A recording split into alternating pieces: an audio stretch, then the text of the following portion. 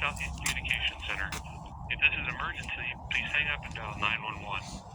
Si es una emergencia, cuelgue y marque el 911. Para español, presione 1. To make a police report, speak with an on-duty officer, or to request a response from fire or EMS, press 3. If you are experiencing, have questions, or need help regarding a behavioral health crisis, please hang up and call 988. To reach the Benton or Franklin County Jail, please press. You have reached Southeast Communication Center. If this is an emergency, please hang up and dial 911. McKenna Law Firm at 509-765-4451. Fax 509-765-6692. Para español, presione 1. McKinnon, To make a police report, speak with an on-duty officer, or to request a response from fire or EMS, press 3. Regulations that they have in If you are Washington Bar experiencing, have Association. questions, or need help regarding a They got behavioral health the crisis, policy please hang up and regulation call service of the McKenna Law 988. Firm. 509-765-4451. Fax Jail, 509-765-6019. See, we got a guy inside the McKenna Law To reach Firm the Kennel taking Police Department documents for after the questions on a phone. concealed carry You know, permit, confirmation, fingerprinting, FedEx, or to request a signature copy of a verification. report already made, press We 5. call the Grand For all County other Courthouse. agencies, We're press in the 2. hallways calling dispatch from a For fax animal calls machine in that the they Salem, stole a Kennewick, fax machine Pasco, or Richland, out of this law hang up firm. and call They Tri-Cities broke Animal the window Control out at inside the 509 law firm. And then they went inside 545-3740. and then had For other areas needing abandoned animal control, press service 2. fax To copy repeat this machine menu, specialist press from 8. Aaron Drive in Richland, Washington, and come and basically robbing people. Non-emergency dispatch. Hello, non-emergency dispatch. Is someone there?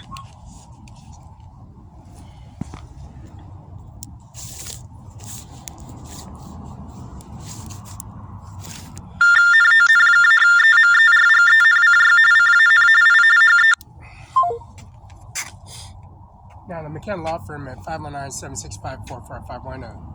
A fax confirmation from the Grand County Courthouse. They come in here and go to a Grand County Courthouse.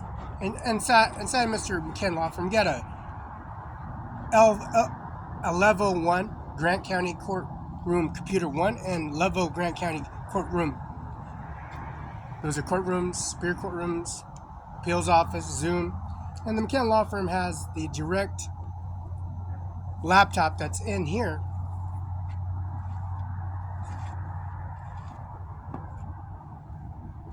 At a law firm,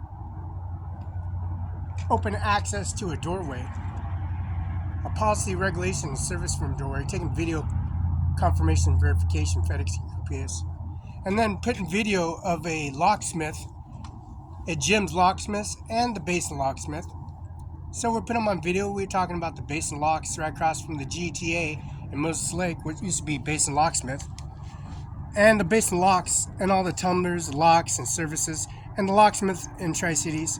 So we put Jim locksmith on video inside the office, him on video, and then the law firm has video of a locksmith in Tri-Cities.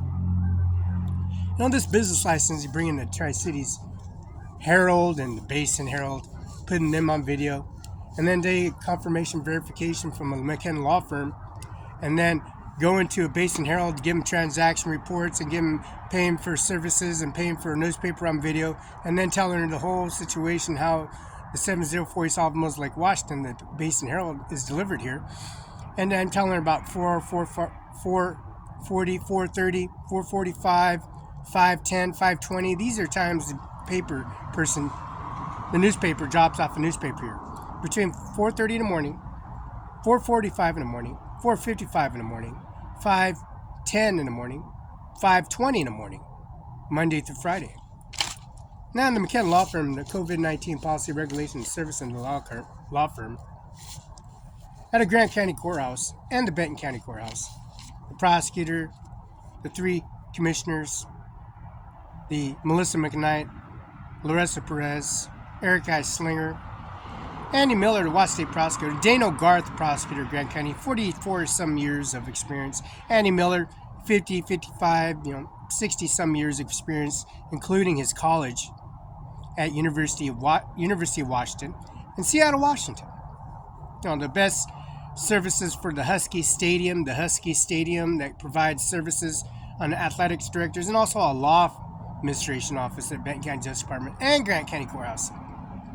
Daniel Garth has been 44 years, and his prosecutor is a Grant County Courthouse at 35 C Street Northwest, afraid of Watch 98823, and also the policy regulation, Mr. John Luke McKinnon. He has the Washington emblems and services just like Andy Miller. His certificate of service, Washington Bar Association and the University of Washington. He got the emblems and services in the wall.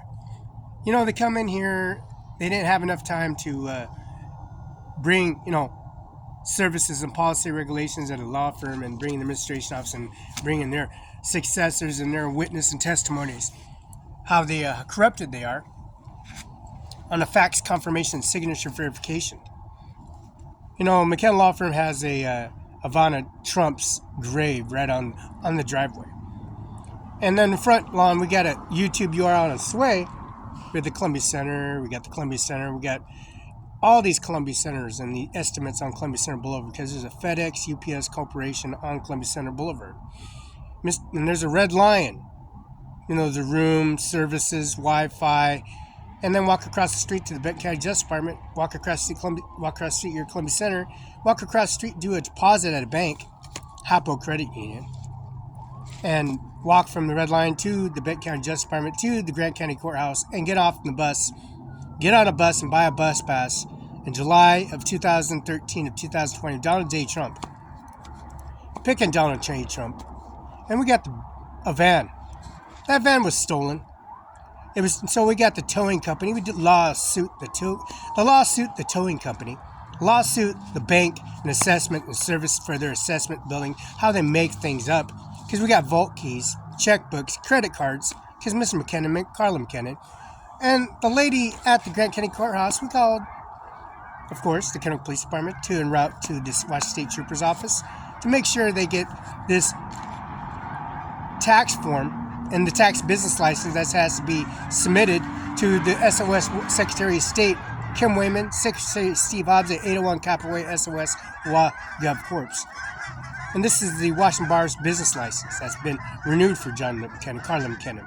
See, he got some medication that Carla and John Luke McKinnon got a gigantic gallon of jug of medication that needs to be,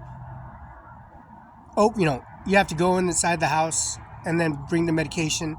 It's a big, gigantic jug of medication. This liquidized medication that is used for Carla and John Luke McKinnon, to beneficiary, we got to take the tax forms to the Social Security office. And we notice they come in here and make things up. They don't own the property for one, so we got to go address it to the Social Security office because they're not the owner. We got business license here. We got the Benton County Justice Department, Andy Miller, Dano Garth, Eric Eisinger, Norma Rodriguez, Ryan Lutzkin, City Mayor of Richland, Washington. Put them on YouTube URL. Put Norma Rodriguez, the judge, on URL video of the prosecutor's office, inside the prosecutor's office. Put all the staff members and the Grant County Courthouse at 35 C Street Northwest. Put them on URL video confirmation at McKenna Law Firm at 509-765-4451, 509-765-6019. And then take video of the all that sod we used to comprimate for a 6 feet into the ground, cut it out with a spade, and lower it. Take the caskets, the urns, the monticello, concrete liners, put it into a hearse, and then take it to a funeral home, a Catholic services. And then July 13th came around, Ivanka Trump, and then Donald Trump, July 13th, 2024. This confirmation verification of payments received on this business license. The case loads that John Luke McKinnon has partaked at the Grant County Courthouse with the license department. And license department has much of the services that they appreciate. As we could say, Kaylin, she's a election minister at the Grant County Courthouse. We got Culture License Department. She's a Grant County Auditor and License Department and Grant County Courthouse. We got Barbara Vasquez a clerk board of the Grant County Courthouse for the commissioners and the judges. And we got CIMARON5INC and Annie Miller and Dano Garth, who have the Washington State Farm Bill. We got John Luke McKinnon and Sarah A. McClint, Assistant Attorney General, 8127 West Klamath Court at Kennewick, Washington. And that's Sarah A. McClint and Teresa Salo. And we got Andy Miller, Washington State Prosecutor. We put this URL information.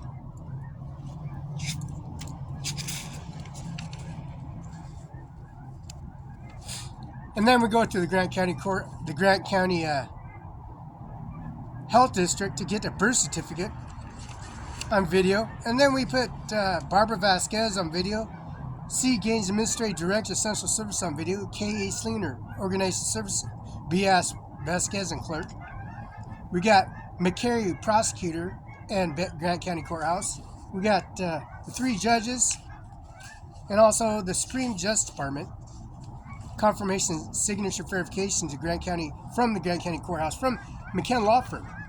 The phone calls, the conversations, the administration of offices for policy regulations of confirmation verification split from FedEx, UPS confirmation signature.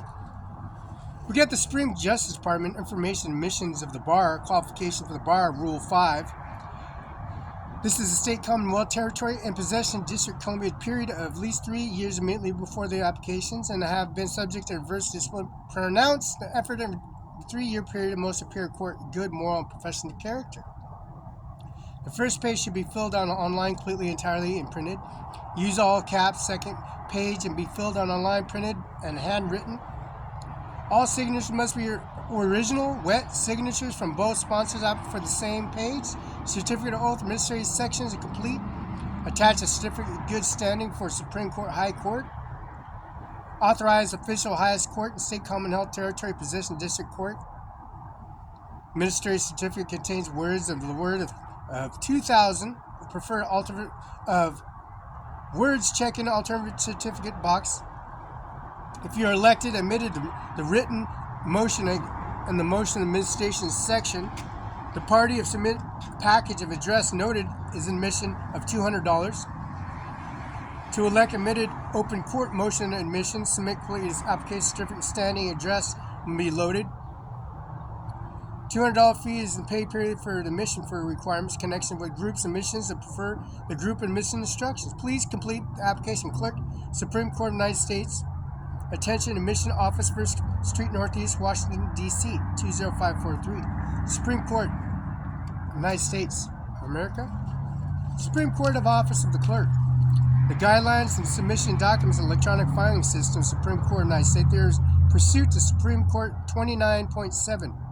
Electronic submission requirement, filling of submitting by parties represented by counsel, exceptional materials addressed paragraphs 7, 9, and 14. Documents exempt to the paper filing requirement under the filing system. The requirement, in addition to existing requirements, all documents required, permitted, presented to court of a justice authorized, directed the court rules, guidelines, communication clerk's office. Documents should be submitted through the electronic filing and also filing pursuits of rules. 29.2 at the near time as alternate court place. July 19, 2020, the following documents need to be submitted paper and they submitted electronic filing systems. Motion extensions are under 30.4, waivers of the right response to petition. Instructions for those seeking group administration open court. Step 1. For male groups, 6 to 12, arguments, days, reservations, 6 to 12 applicants. Full week, January, for the term begins that October.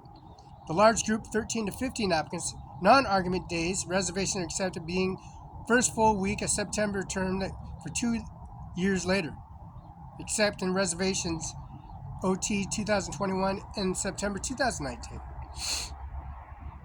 First page should be filled out online, complete entirely, and printed, and use all caps. Second page will be filled out online, printed, and handwritten. All signatures must be original, wet signatures from both sponsors, applicant, same certificate of oath and admission sections. Attached certificate, good standing for applicants in the state Supreme Court and the highest court. Application is $200 for submitting it online for applicant package. Mailing address for group, brief description group, including exact title as we like to announce the port, name of a movement, name of telephone number, email address.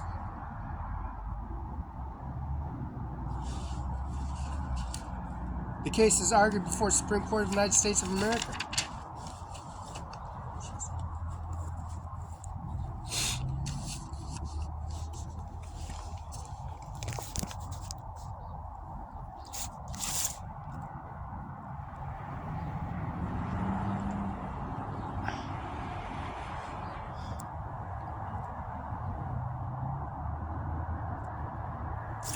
You've reached Southeast Communications Center. If this is an emergency, please hang up and dial 911. Si es una emergencia, cuelgue y marque el 911. Para español, presione 1. To make a police report, speak with an on-duty officer, or to request a response from fire or EMS, press 3. If you are experiencing, have questions, or need help regarding a behavioral health crisis, please hang up and call 988. To reach the Benton or Franklin County Jail, please press 4. To reach the Kennewick Police Department for questions on a concealed carry permit, fingerprinting, or to request a copy of a report already made, press 5. For all other agencies, press 2. For animal calls in the city limits of Kennewick, Pasco, or Richland, hang up and call Tri-Cities Animal Control at 509-545-3740. For other areas needing animal control, press 2. To repeat this menu, press 8.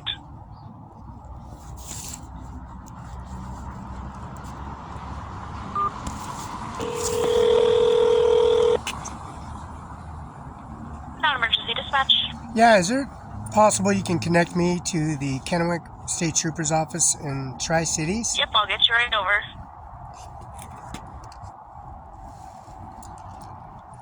Wait while I transfer your call. State Patrol, this is Aaron. Yeah, Aaron, at the McKinn Law Firm. I had to plug in the systems. There's a transaction report that had to be feedback, and the FedEx UPS officer I had to go back and note it, an email from a break time from 12 to 1, correct? So you can receive that documentation by delivery Monday through Friday. Do I put that from 12 to 1, or do I do it from 11 to 1? What? It's 12 to 1. 12 to 1. And that's a McKinn Law Firm here in Moses Lake. I'm submitting it, so I'm making sure you get that 12 to 1 instead of 11 to 1, right? Yes.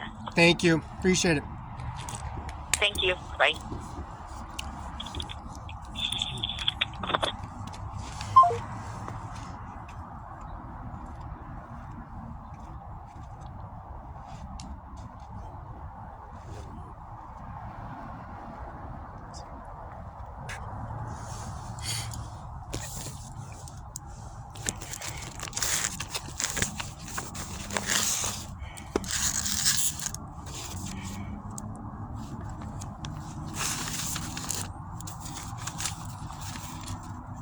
You know, Bob Ferguson's the governor of Washington State now.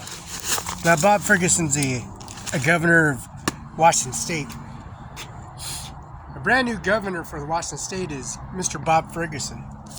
He's working as a governor of Washington State.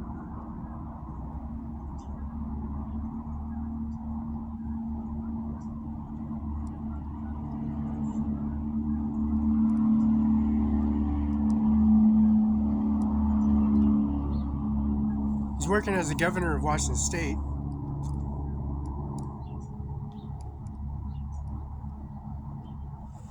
For Washington State as a governor. And this governor carries a affidavit in that policy regulation that boards of governors for a business license that's issued out. You know, Mr. Teresa Brinkston and Mr. Marcus J. Glasper from the Department of Licensing, and the governor is Mr. Bob Ferguson. Now, Attorney General and Policy of Washington Bar Association itself, Mr. Sarah McLean and Teresa Salo from the Kennewick Washington Attorney's Office Boards of Governors, which is Bob Ferguson. We got his business card here on the business license. You know, signing in the confirmation from Dano Gar, Eric I. Singer, Norma Rodriguez from Benton County. She's a judge in Tri-Cities, Washington. Ryan Lutzkin, prosecutor in recommendation and service and policy regulator in Eric I. Singer, doing that job in Richland City Hall and the Richland Federal Courthouse at 825 Jadwin. The Kennedy Building, where we took a Vok Trump to the Social Security office, and then to the federal courthouse in Richland, and the Richland City Hall, and also the Benton County Justice Department. Now they got a brand new, gigantic attorney's office. Washington Bar Association, Bob Ferguson, he's a governor of Washington State now. Now, the governor documents and service, this business renewal has to be successfully done. Old-fashioned, the 12 years of the governor of Washington State, you know, he's a 12-year governor, Mr. Governor Jay Inslee. Now, 12 years doing his successful as a governor, Mr. Bob Ferguson has a brand new job to update all this business license renewal and taking successors. We got to go to Bob Ferguson's office because he's the governor of Washington State now. He's the governor of Washington State, not Governor Jay Inslee. Jay Inslee is not the governor, it's Bob Ferguson. And this attorney service, we've got to get the lock and the key and have the policy regulation, go to locksmith, put the video URL of the video of the locksmith, Jim Locksmith here in Moses Lake, and the locksmith in Tri-Cities. And go to the Social Security office, because you ain't the governor anymore, right? So we got to do this fashion of business license renewals and take pictures and video confirmation for a business renewal. That's renewed September 25th, 2024. License number 20117529.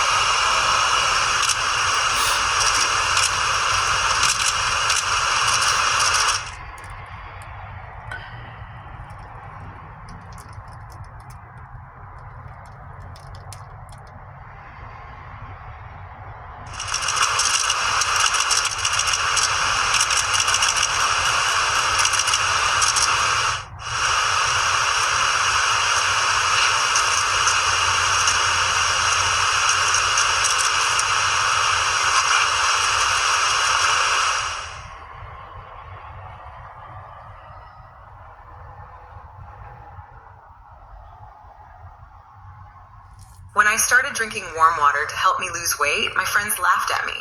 But when they saw how fast I was changing, they started doing it themselves. You've probably... We begin tonight with the passing of Ivana Trump, former President Trump's first wife and the mother of their three oldest children, Don Jr., Ivanka, and Eric.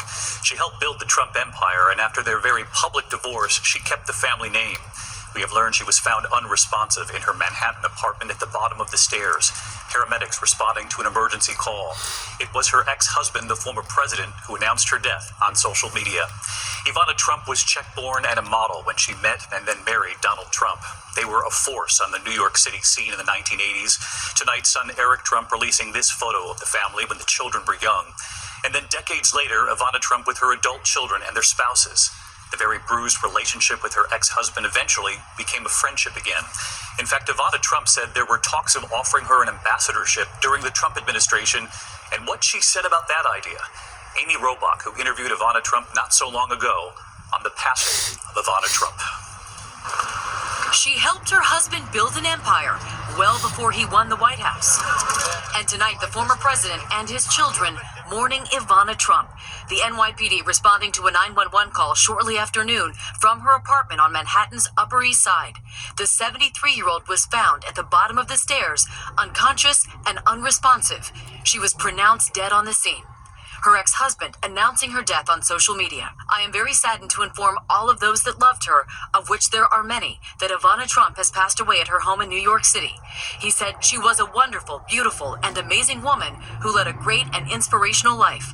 Her pride and joy were her three children, Donald Jr., Ivanka, and Eric. She was so proud of them, as we were all so proud of her. Rest in peace, Ivana. Eric Trump seen tonight leaving his mother's home. It's been a very sad day, guys. Very sad day. Earlier, he posted this picture and a statement from the family. Our mother was an incredible woman, a force in business, a world-class athlete, a radiant beauty, and caring mother and friend. Ivana Trump was a survivor. She fled from communism and embraced this country. She taught her children about grit and toughness, compassion and determination. Ivana Trump met her future husband in 1976. She was a model, he a budding mogul. The next year, they were married. Look and the brain and the energy and the really potentials, Don always had a great head on his shoulder, and I saw the potential. Really. She's a very nice woman, a very nice person. She's a friend. She's a lot of things. Together, they were the ultimate 80s power couple, crafting an image of glamour and excess, coupled with business savvy. She had a nickname for him, and it stuck, the Donald. As a boss, you have to be a leader, and you have to say what you want. You have to tell them, you have to motivate them. But it didn't last, and just as the tabloids documented their marriage, they ran with their divorce. And Ivana Trump becoming known for something else, her grit and resilience. Ladies, you have to be strong and independent. And remember, what? Don't get mad, get everything. She went on to launch businesses of her own, a clothing line, jewelry, writing several books about her relationship with her ex-husband. When we sat down in 2017, Ivana Trump told me her ex-husband, by then the president, had offered to name her ambassador to the Czech Republic. Donald called me and he said, if you want to take the position, I give it to you. But I said I would not have a freedom. Bye-bye to Miami in the winter, bye-bye to New York in spring and fall, bye-bye to Saint-Tropez when I spent all summer long, so I declined. I asked her how they were able to stay friends after such a public split. The two of you have remained good friends. How does that happen? Donald during the divorce was brutal. He took the divorce as a business deal, and he cannot lose. He has to win. So it took about 2 years, and after the final situation was straightened up, we just talk, and we are friends. How often do you two talk? Talk about once in 14 days. I have the direct number to White House, but I don't really want to call him there because Melania is there, and I don't want to cause any kind of jealousy or something like that because I'm basically first Trump wife, okay? I'm first lady, okay? She made that clear to Amy. One of the final network interviews with Ivana Trump. And Amy, she was just 73 years old. A lot of people are going to be asking, are there any early indications, any word on what led to her death? David, right now, police are investigating whether she fell down the stairs and whether that in any way contributed to her death. There were no signs of forced entry, no signs of foul play, so that investigation continues tonight as the Trump family mourns. Yes. All right, Amy, I know you're anchoring GMA in the morning. You'll have much more then. We'll see you then. Breakfast foods to avoid. Oatmeal? There's nothing good in oatmeal. Oats are one of the best ways. You love your dogs. I love my dogs, yes. After all these years, Ivana Trump, walking her toy Yorkie in her leopard print coat on the Tony East side of New York, still evokes the lifestyles of the rich. This is all Ivana. Yeah, and I was offered $40 million for it. If not quite as famous.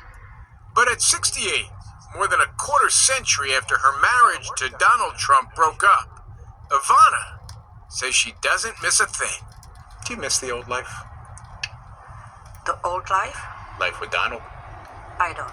No, nothing really changed. I have a beautiful home here. I have a spectacular apartment in Miami. I have a 300-year-old fisherman houses in harbor of the Saint-Tropez. What more can I have? Still, as satisfied as she is with all she has, A lot of this happened because of Donald. A lot of happened with Donald, yes. she wants to make something perfectly clear. He wouldn't be who he is without you. That's for sure. Especially when it comes to their children. She's written a new book, Raising Trump, inspired, she says, by watching her three kids, Donald Jr., Ivanka, and Eric, during the campaign. And I was very, very proud of them because they were articulate, intelligent. And so you thought, wait a minute, if we're going to talk about who raised the Trump kids, It was definitely me. The book includes stories many parents can relate to. Ivanka, she was like 14, and her hair was blue. So I freaked Ivanka out, came of home course. with blue hair? Blue hair. And a few most certainly cannot. I was in first class, and kids were in the economy. So you're in first class, the kids are in Kids coach. were in economy, in coach. And were they learning a lesson that way? Well, I think so. Ivanka wanted to have an upgrade one day. I said, when you can afford it, you get upgrade. I'm sitting in first class, I afford it, you're sitting in the economy. It's been 41 years since Savannah, a model from what's now the Czech Republic, got a life-changing tap on the shoulder in a New York City night spot. So I turn around, and there is a blonde, blue-eyed guy, and he said, I'm so sorry, my name is Donald Trump, and I can see the girls you are looking for the table. And I turned to my girlfriend and said, I have a good news and bad news. What is the good news? We're going to get a table real fast. What is the bad news? This fellow behind me is going to go and sit with us. They would marry 8 months later in 1977 and become the boldest of New York City's bold-faced names in the 80s. The spotlight could be harsh. So we should have world record-setting fights, but we really don't. We showed her a nearly 30-year-old clip from Oprah. We get along very well, and there's not a lot of disagreement because ultimately Ivana does exactly as I tell her to do.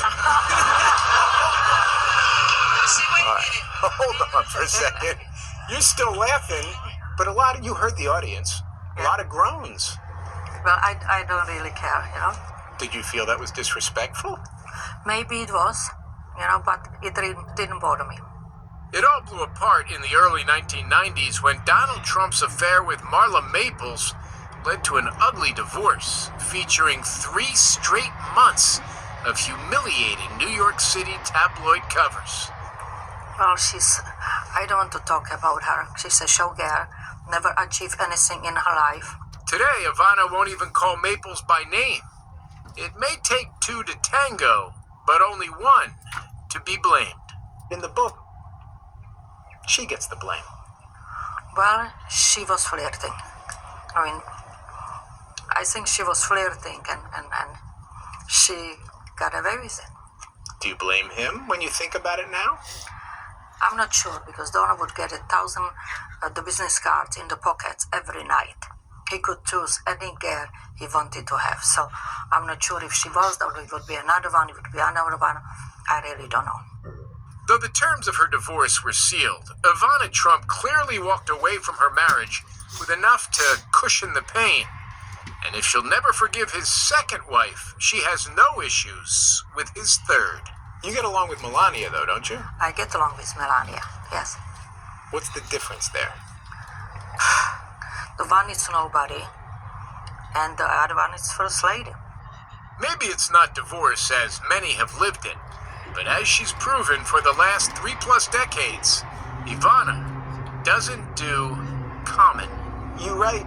My instincts tell me Donald was smart and funny and an all-American good guy. Yes. Were your instincts right? Yes.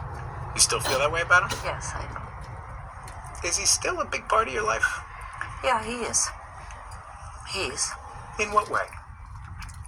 Well, we speak to each other. How often? Yeah, maybe once a week.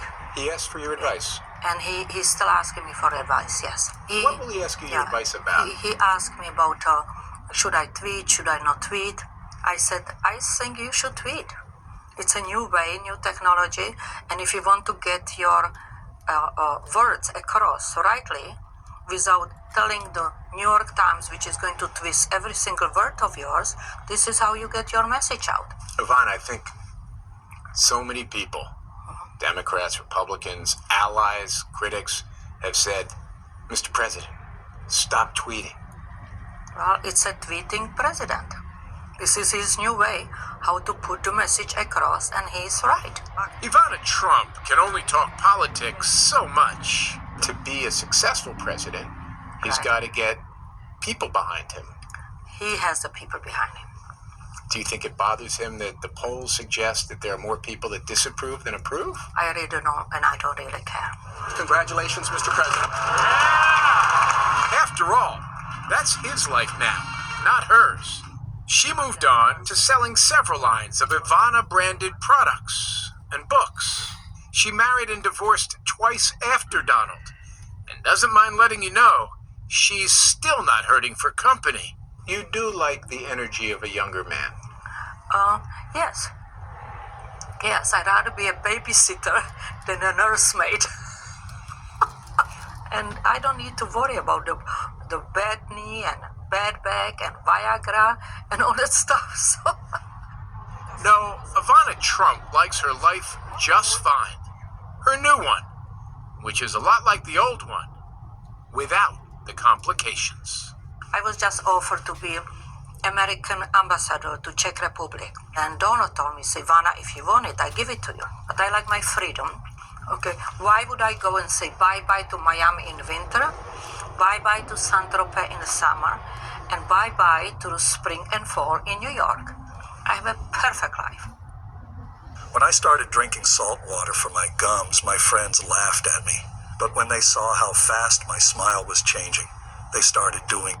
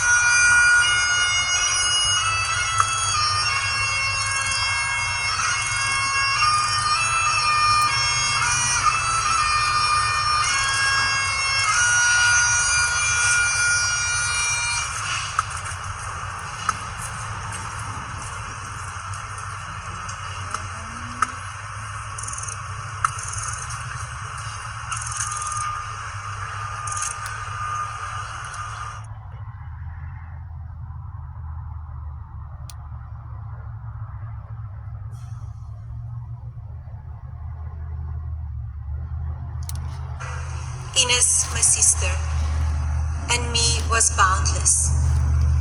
Her nurturing spirit had no limits, creating a legacy that will last for generations. She showered her grandson Baron with affection, illuminating his world with love, tender care, and unwavering devotion. In her presence, we were enveloped in the warmth of her embrace. We will be forever grateful for the unparalleled affection she bestowed on us. She embodied the best mother, wife, grandmother, mother-in-law, a true beacon of love and luxury in our lives. With her beauty and impeccable sense of style, she turned the heads of many. But it's not just her appearance that set her apart. It's her unwavering dedication and hard work that truly made her exceptional. Like a string that holds everything together, she balanced the demands of motherhood with grace and poise. From managing the household to pursuing her own ambition in fashion, she never ceased to amaze with her resilience and determination. Amalia is a name that carries significant meaning in various cultures, symbolizing qualities such as strength, dedication, and a strong work ethic. Her name was really a perfect match. She worked tirelessly, pushing herself beyond her limits, fueled by the fire within. She is a true inspiration, a role model to me and to so many. With her passion for cooking, she transported every dish, which she curated with her spices from her garden, to new heights. For those who experienced the cooking creation, it was bliss. I'm fortunate that she taught me many of her secrets to creating the signature delights. Her experiences and sophistication were shared with me at a very young age and opened my eyes to the true essence of couture. She effortlessly introduced me to the charming world of fashion with tales of her glamorous travels to Paris and neighboring European capitals. With each whispered detail of the splendid fashion shows, spectacular cities and chic boutiques, she ignited passion within me, a desire to immerse myself in this extraordinary universe. Her travels became my getaway to the land of fashion allure, forever changing my perception of the art form and inspiring me to embrace this captivating industry. She was a creator of dreams, and I'm forever grateful for the beauty she brought into my life. I will always cherish our time together. Often in the late hours of the evenings, we sketched designs and made patterns together, and then with each stitch, she finished crafting a masterpiece. Her hands always delicately waved threads of opulence, every detail meticulously designed and ultimately transformed into a piece of artwork. Her sense of adventure opened a lens beyond Slovenia. Unforgettable family ski trips in the Alps, and idyllic summers spent on the breathtaking aquamarine shores of the Dalmatian coast. She adored the radiant sun, as its golden rays sun-kissed her skin as she strolled along the beautiful waters.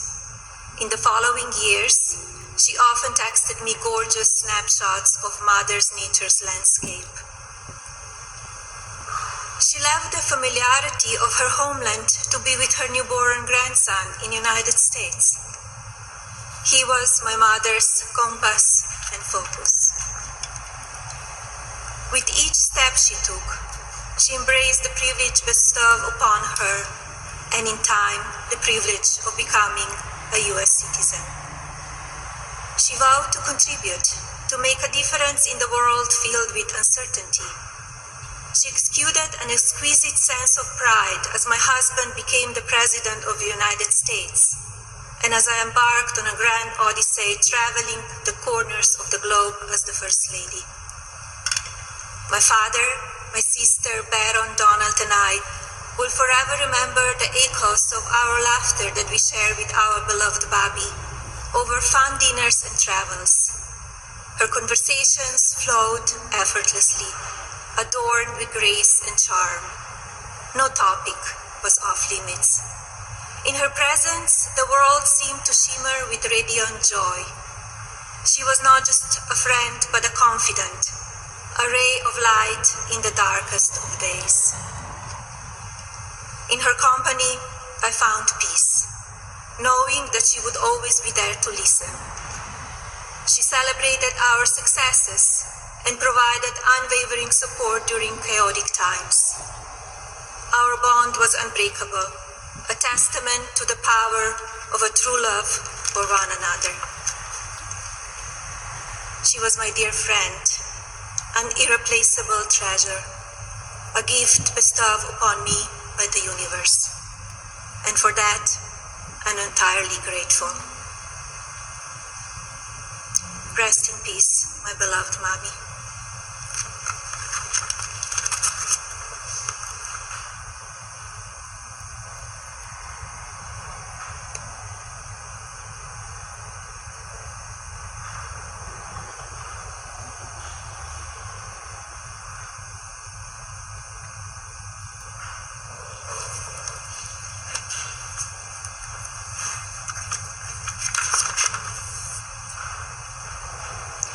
A reading from the book of Ecclesiastes.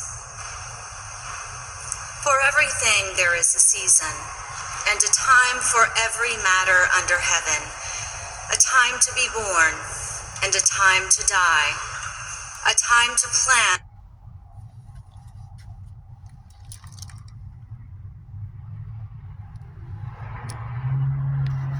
5 words you pronounce wrong 2 years before.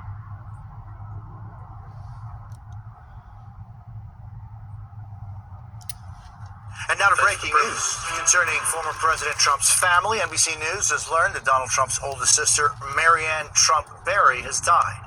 NBC News correspondent Vaughn Hilliard is with us. Vaughn, what more do we know? At the age of 86, Marianne Trump Barry has passed away. She was notably the former federal judge, Jose, who stepped down from her position in 2019. She was serving on the appellate court out of New Jersey at the time that she stepped down in 2019, already well in her 80s at that point. She was one of 4 Trump siblings. There was only one sibling of Donald Trump's that now remains. His brother Robert passed away in 2020. But for Marianne Trump Barry, she was first appointed to the bench in New Jersey during the Reagan administration before moving to the appellate court by Bill Clinton. Of course, for everybody in the Trump family, there's a roller coaster through the decades of the relationship with the now former president, Donald Trump, her brother. Back in 2020, there was recordings that were released by Mary Trump, who was the niece of both Marianne and Donald. At the time, the audio recordings were of Marianne speaking about her brother, using the words cruel to describe him and somebody that had no principles. Now, they had previously had a close relationship, Donald and Marianne. Donald, when he was running for president back in 2016, had even suggested that she would make a good U.S. Supreme Court justice. He later said that he was only joking. When he did begin his presidency in 2017, she stepped down and became inactive in February of 2017, but this was all coinciding at the same time that a judicial investigation began into her as an extension of the New York Times investigation by New York Times reporter Suzanne Craig that led to a greater focus on Donald Trump as well as his other siblings and the properties and the alleged tax fraud that they had engaged in when they took over the properties and the other assets from their father, Fred Trump, who first started the Trump Organization, the Trump Tycoon that was here in New York. But here at the age of 86, Marianne Trump Barry has passed away. Just one sibling of Donald Trump's now remains. We, to our understanding, are trying to track down where Donald Trump here is at this time. But after losing Ivana Trump last year, this is, for the last several years, been a time that Donald Trump has lost several close family members. Vaughn Hilliard in New York, thank you very much.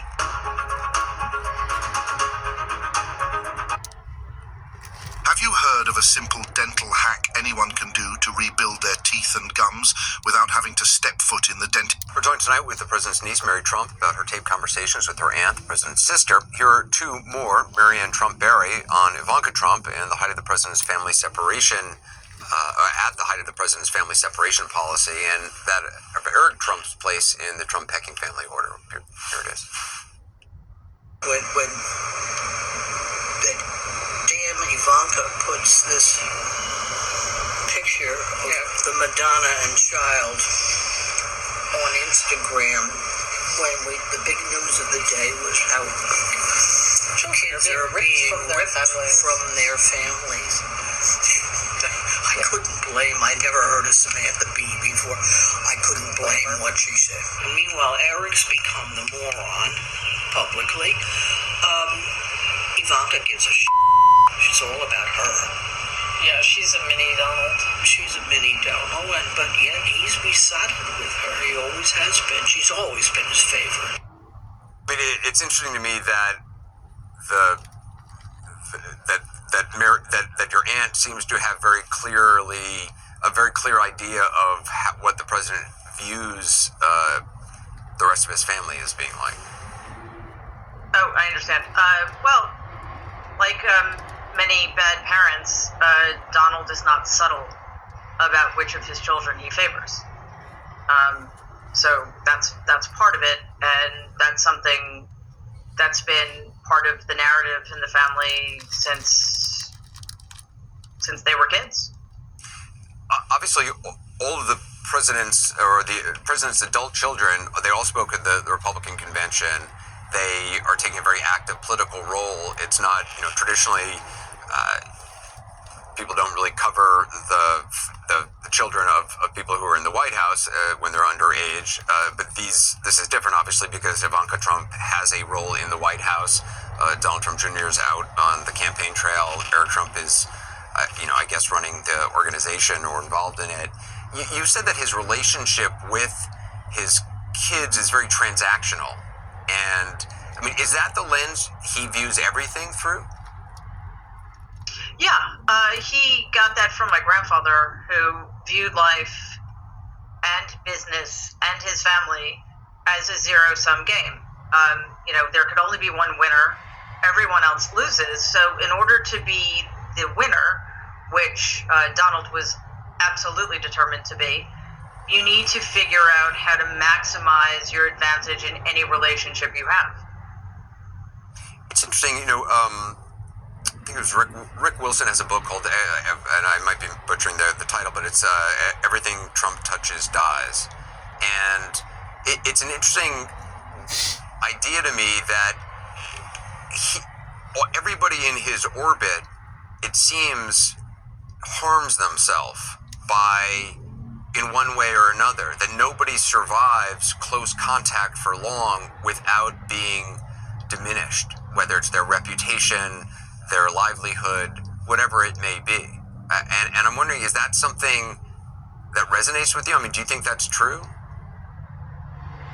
Yeah, it's, I think we've seen example after example of that. And, my cousins are no exception to that. The difference is they know better than most people. I think Jared Kushner is also included in this. They know better than anybody how to manipulate Donald in order to stay in his good graces. So they have, that's why they're still around. On the other hand, however, what have they sacrificed in order to do that? These are not independent people. They've never worked outside of the family business. Their money is family money. And they, in a sense, subsume themselves to their father's agenda. I've never met somebody who is at the economic level that the president allegedly is, who is so easy to sort of pacify. I mean, it's so easy to appeal to. I mean, it's so transparent. You know, all you need to do is say one or two nice things about his poll numbers or the size of his crowds, and you can see it at times washing over him.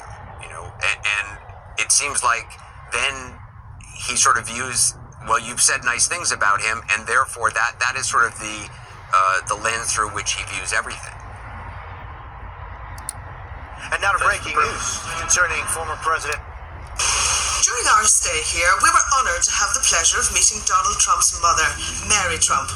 We were invited to Donald's luxury suite on the 51st floor, where Mrs. Trump was lunching with our own Frank Patterson. Well, Frank, you're sitting beside one of your greatest fans. No doubt, Bibi. One of my greatest, and a great friend as well. Yes. Isn't that right, Mary? We love Frank and Ian, and we love them. They're great. And Mrs. Trump, where did you first meet with Frank? I think it was at the Plaza Hotel, wasn't it? No. Was it not? At Booth Memorial Hospital. That's right. Frank came and did a concert for us. Yes. I had been a patient in there. I was mugged, and I was very sick. Frank and they came and did a concert for us in the hospital. That's where we met. That's right, yeah. And you absolutely love his music, don't you? Oh, I love it. Yeah. We have all his tapes, all his cassettes, everything. It's wonderful. You're excited about the concert tonight? Oh, we're going to watch the concert probably twice. Yeah. And Monday night we're going to watch it again. Yeah, she's coming to Carnegie Hall on Monday night with us. Yes, bringing a bunch of friends. Yeah. Let me ask you, Mrs. Trump, a little about your Scottish origins. Where were you born? In a little town called Stornoway, at the island of Lewis, way up in the Hebrides. Way up in the Hebrides. Beautiful little island. And did you live there for most of your life? Oh, yes, I lived there. I grew up there. Came to New York. Met my husband. Went back to Scotland and came back to New York to get married. And Frank, of course, you now live in New York as well. You and I do. We do. We live up in Bronxville, up in Westchester, and we love it here too. You know, but I think that the reason that Mary likes the Irish music is the fact that you are from the Stornoway. Oh, you know, the Scottish and the Irish music go so well together. You know, the country looks, and they're very intertwined. That's right. Yeah. And then we met later. Then again, the reason I mentioned the Plaza was we were doing that fundraiser for the St. Patrick's Home. That's right. You know, for the Carmelite sisters. We met a lot of times. Yeah, and Fred and yourself support that cause. Oh, yes. And Donald was there as well that night. Of course, poor Donald can't be with us because he's over in Hollywood, over in Los Angeles. Donald, he got a call from Steven Spielberg. Could he come and make a cameo in some movie that Spielberg is doing? And of course, Donald didn't want to say no. Well, we can understand that. It's slightly more important than the baby show, Frank, isn't it? Tell us about your lovely family, Mrs. Trump. And we know that sadly you lost a son recently. Lost a son. Our oldest son we lost. He was 41. Something our mother never forgets. No. Our oldest daughter is a federal judge. That's Marianne. Marianne, yes. And of course there's Donald and Robert and Elizabeth. Elizabeth as well. Oh, another fan, huh? Yeah. Elizabeth is married to Jim Grove.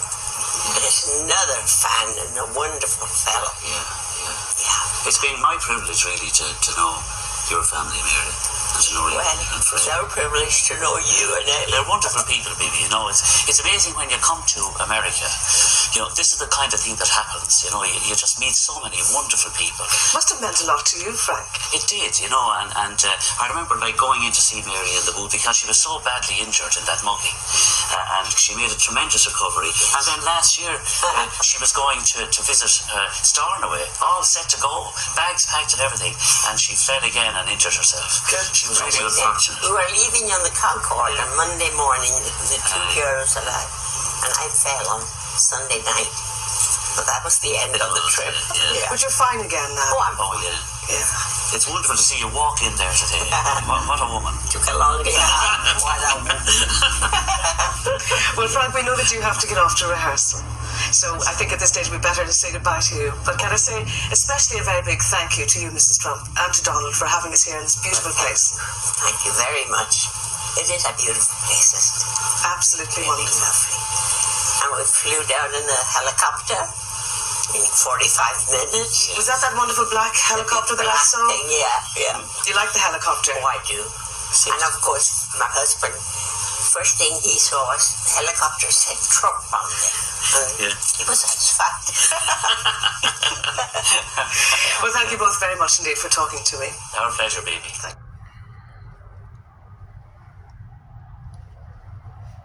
Carrying around extra fat is dangerous. This is how you get rid of it. If you want to drop this, starting. In this remote Scotland town lies the untold story of President Trump's mother. Mary Ann McLeod grew up poor in the fishing village of Tongue in the Scottish Highlands. So right now we're on a fishing boat here in Scotland that is similar to the one that Donald Trump's family would have used back in the 20s and 30s. It would have been his grandfather here operating the fishing boat. Mary Ann lived in this gray Pebble Dash house with her parents and 9 siblings. All these years later, the home remains in the family. That's one of Trump's cousins heading inside. This was not an easy place to make a living. Local historian Ian Stevens says when Mary Ann was growing up, times were tough. You have displaced communities. Remember, this is the aftermath of the First World War, between the wars, uneasy political times, depression. So here we have somebody trying to, well, really with very little choice, but to try to make a new life. In 1930, when she was only 17 years old, Mary Ann McLeod packed her bags and left her tiny, humble hometown to move all the way to New York City, where she planned to work as a maid. She left home with only $50 in her pocket and no plans to return. She arrived by ship on Ellis Island. These immigration papers described her as having fair hair, a fair complexion, blue eyes, and standing 5 feet 8 inches tall. Nina Burley is the author of Golden Handcuffs, The Secret History of Trump's Women. She goes to work as a maid in the closest thing to an American castle that existed then, the Carnegie household. Andrew Carnegie was a Scot, and there was a connection. Mary Ann lived in this building in Astoria, Queens, when she met an up-and-coming real estate developer, Fred Trump, at a party. They quickly married in 1936.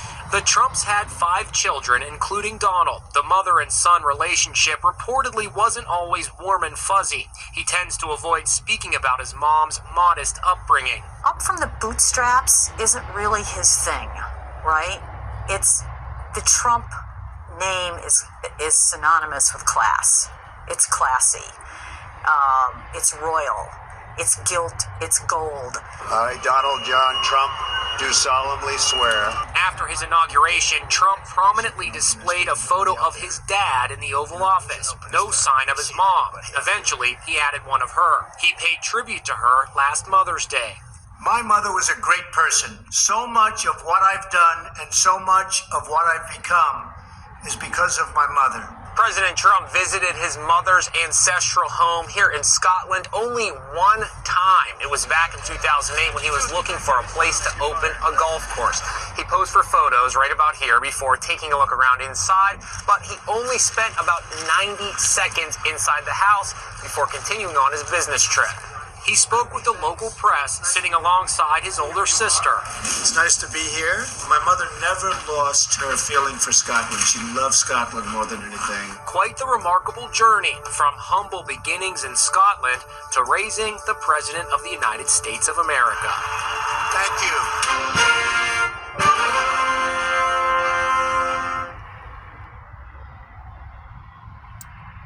When I started drinking warm water to help me lose weight, my friend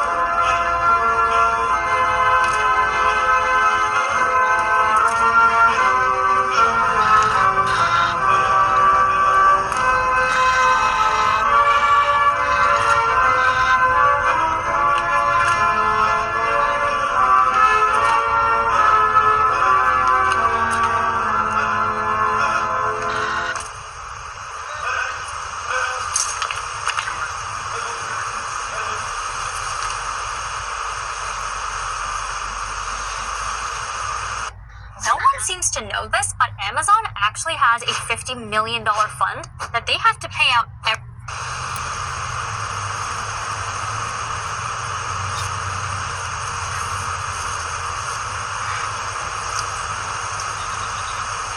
With faith in Jesus Christ, we receive the body of our brother George for burial. Let us pray with confidence to God, the giver of life, that he will raise him to perfection in the company of saints. Deliver your servant George, sovereign Lord Christ, from all evil, and set him free from every bond, that he may rest with all your saints in the eternal habitations, where with the Father and the Holy Spirit you live and reign, one God, forever and ever. Amen.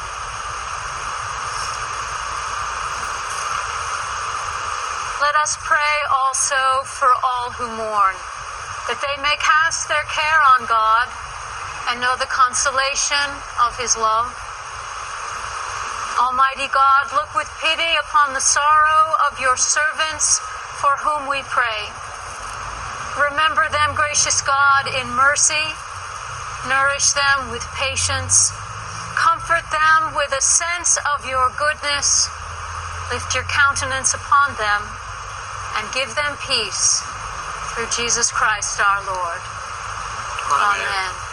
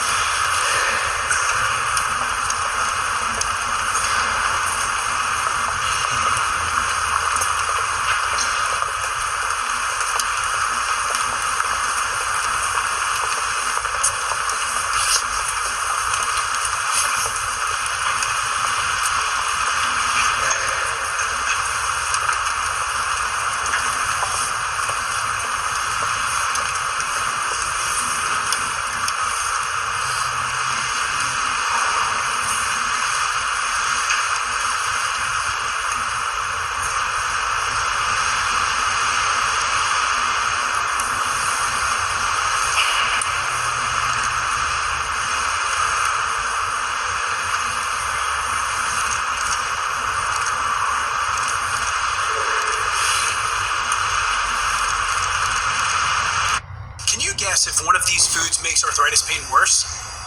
Is it these tomatoes? Cucumbers?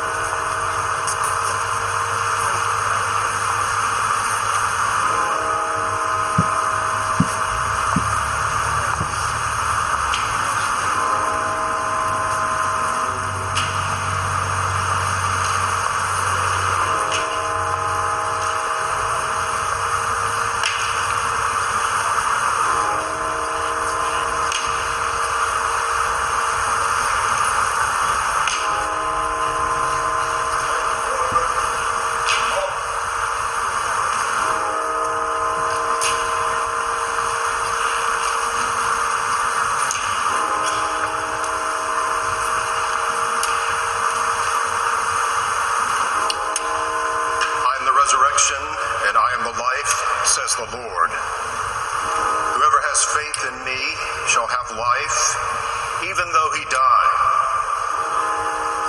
And everyone who has life and has committed himself to me in faith shall not die forever. As for me, I know that my Redeemer lives, and that at the last he will stand upon the earth. After my awaking, he will raise me up, and in my body I shall see God. I myself shall see, and my eyes behold him, who is my friend and not a stranger. For none of us liveth to himself, and none becomes his own master when he dies. For if we have life, we are alive in the Lord. And if we die, we die in the Lord. So then, whether we live or die, we are the Lord's possession. Happy from now on are those who die in the Lord. So it says the Spirit. for they rest from their labors.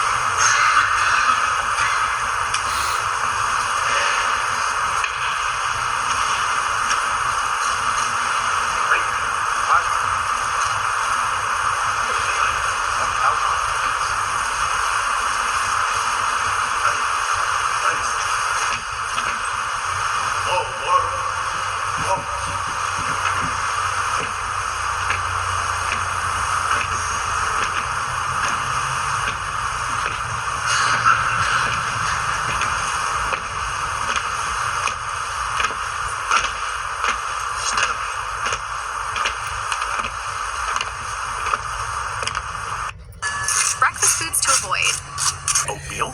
There's nothing good in oatmeal. Oats are one of the best.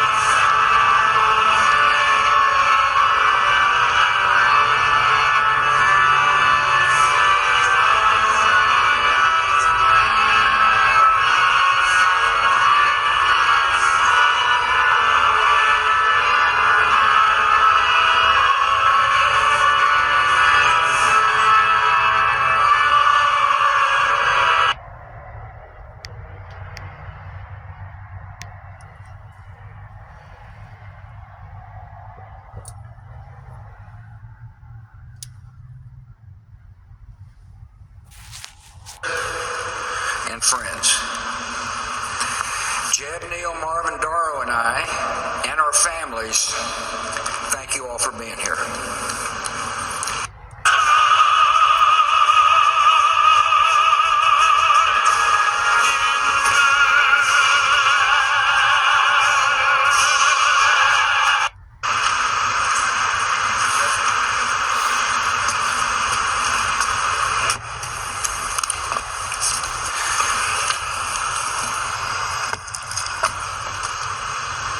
Distinguished guests, including our presidents and first ladies, government officials, foreign dignitaries, and friends. Jed, Neil, Marvin, Darrow, and I, and our families, thank you all for being here. I once heard it said of man that the idea is to die young as late as possible. At age 85, a favorite pastime of George H.W. Bush was firing up his boat, the Fidelity, and opening up the 300 horsepower engines to fly, joyfully fly, across the Atlantic with the Secret Service boats straining to keep up. At age 90, George H.W. Bush parachuted out of an aircraft and landed on the grounds of St. Anne's by the Sea in Kennebunkport, Maine, the church where his mom was married and where he worshiped often. Mother liked to say he chose a location just in case the chute didn't open. In his 90s, he took great delight when his closest pal, James A. Baker, smuggled a bottle of Grey Goose vodka into his hospital room. Apparently it paired well with the steak Baker had delivered from Morton's. To his very last days, Dad's life was instructive. As he aged, he taught us how to grow with dignity, humor, and kindness. And when the good Lord finally called, how to meet him with courage and with the joy of the promise of what lies ahead. One reason Dad knew how to die young is that he almost did it. Twice. When he was a teenager, a staph infection nearly took his life. A few years later, he was alone in the Pacific on a life raft, praying that his rescuers would find him before the enemy did. God answered those prayers. It turned out he had other plans for George H.W. Bush. For Dad's part, I think those brushes with death made him cherish the gift of life, and he vowed to live every day to the fullest. Dad was always busy, a man in constant motion, but never too busy to share his love of life with those around him. He taught us to love the outdoors. He loved watching dogs flush a covey. He loved landing the elusive striper. And once confined to a wheelchair, he seemed happiest sitting in his favorite perch on the back porch at Walker's Point, contemplating the majesty of the Atlantic. The horizons he saw were bright and hopeful. He was a genuinely optimistic man, and that optimism guided his children and made each of us believe that anything was possible. He continually broadened his horizons with daring decisions. He was a patriot. After high school, he put college on hold and became a Navy fighter pilot as World War II broke out. Like many of his generation, he never talked about his service until his time as a public figure forced his hand. We learned of the attack on Chichijima, the mission completed, the shoot-down. We learned of the death of his crewmates, whom he thought about throughout his entire life. And we learned of the rescue. And then another audacious decision. He moved his young family from the comforts of the East Coast to Odessa, Texas. He and Mom adjusted to their arid surroundings quickly. He was a tolerant man. After all, he was kind and neighborly to the women with whom he, Mom, and I shared a bathroom in our small duplex. Even after he learned their profession, ladies of the night. Dad could relate to people from all walks of life. He was an empathetic man. He valued character over pedigree, and he was no cynic. He looked for the good in each person, and he usually found it. Dad taught us that public service is noble and necessary, that one can serve with integrity and hold true to the important values like faith and family. He strongly believed that it was important to give back to the community and country in which one lived. He recognized that serving others enriched the giver's soul. To us, his was the brightest of 1,000 points of light. In victory, he shared credit. When he lost, he shouldered the blame. He accepted that failure is a part of living a full life, but taught us never to be defined by failure. He He showed us how setbacks can strengthen. None of his disappointments can compare with one of life's greatest tragedies, the loss of a young child. Jeb and I were too young to remember the pain and agony he and Mom felt when our 3-year-old sister died. We only learned later that Dad, a man of quiet faith, prayed for her daily. He was sustained by the love of the Almighty and the real and enduring love of her mom. Dad always believed that one day he would hug his precious Robin again. He loved to laugh, especially at himself. He could tease and needle, but never out of malice. He placed great value on a good joke.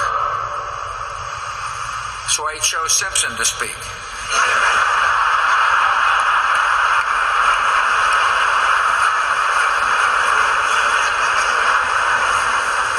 On email, he had a circle of friends with whom he shared or received the latest jokes. His grading system for the quality of the joke was classic George Bush. The rare 7s and 8s were considered huge winners. Most of them off color. George Bush knew how to be a true and loyal friend. He nurtured and honored his many friendships with a generous and giving soul. There exist thousands of handwritten notes encouraging or sympathizing or thanking his friends and acquaintances. He had an enormous capacity to give of himself. Many a person would tell you that Dad became a mentor and a father figure in their life. He listened and he consoled. He was their friend. I think of Don Rhodes, Taylor Blanton, Jim Nance, Arnold Schwarzenegger, and perhaps the unlikeliest of all, the man who defeated him, Bill Clinton. My siblings and I refer to the guys in this group as brothers from other mothers. He taught us that a day was not meant to be wasted. He played golf at a legendary pace. I always wondered why he insisted on speed golf. He's a good golfer. Well, here's my conclusion. He played fast so that he could move on to the next event, to enjoy the rest of the day, to expend his enormous energy, to live it all. He was born with just 2 settings: full throttle, then sleep. He taught us what it means to be a wonderful father, grandfather, and great-grandfather. He was firm in his principles and supportive as we began to seek our own ways. He encouraged and comforted, but never steered. We tested his patience. I know I did. But he always responded with the great gift of unconditional love. Last Friday, when I was told he had minutes to live, I called him. The guy answered the phone, said I think he can hear you, but he hadn't said anything for most of the day. I said, Dad, I love you and you've been a wonderful father. And the last words he would ever say on earth were, I love you too. To us, he was close to perfect, but not totally perfect. His short game was lousy. He wasn't exactly Fred Astaire on the dance floor. The man couldn't stomach vegetables, especially broccoli. And by the way, he passed these genetic defects along to us. Finally, every day of his 73 years of marriage, Dad taught us all what it means to be a great husband. He married his sweetheart. He adored her. He laughed and cried with her. He was dedicated to her totally. In his old age, Dad enjoyed watching police show reruns. The volume on high. All the while holding Mom's hand. After Mom died, Dad was strong, but all he really wanted to do was hold Mom's hand again. Of course, Dad taught me another special lesson. He showed me what it means to be a president who serves with integrity, leads with courage, and acts with love in his heart for the citizens of our country. When the history books are written, they will say that George H.W. Bush was a great president of the United States, a diplomat of unmatched skill, a commander-in-chief of formidable accomplishment, and a gentleman who executed the duties of his office with dignity and honor. In his inaugural address, the 41st President of the United States said this: "We cannot hope only to leave our children a bigger car, a bigger bank account. We must hope to give them a sense of what it means to be a loyal friend, a loving parent, a citizen who leaves his home, his neighborhood, and town better than he found it. What do we want the men and women who work with us to say when we are no longer there? That we were more driven to succeed than anyone around us, or that we stopped to ask if a sick child had gotten better and stayed a moment there to trade a word of friendship? Well, Dad, we're going to remember you for exactly that and much more. And we're going to miss you. Your decency, sincerity, and kind soul will stay with us forever. So through our tears, let us know the blessings of knowing and loving you, a great and noble man, the best father a son or daughter could have. And in our grief, let us smile knowing that Dad is hugging Robin and holding Mom's hand again."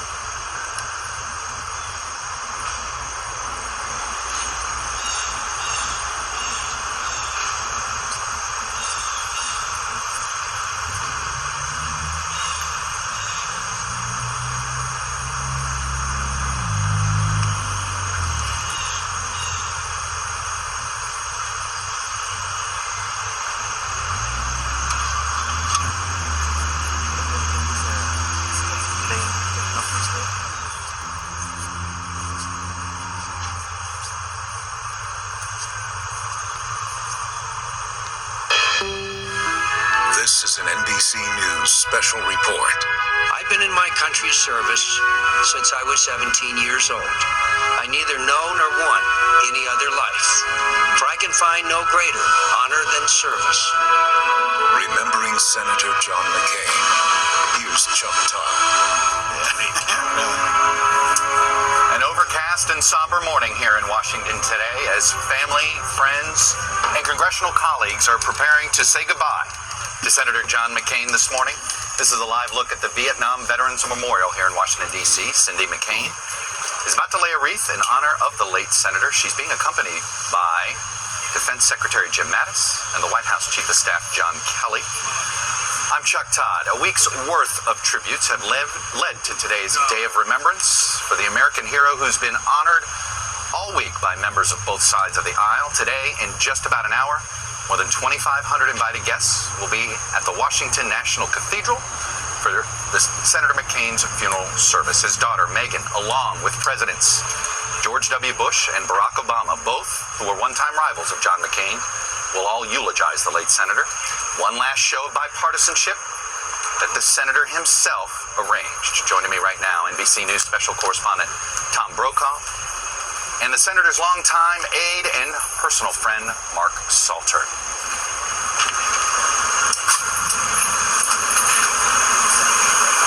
We're going to wait here and take this in with all of you.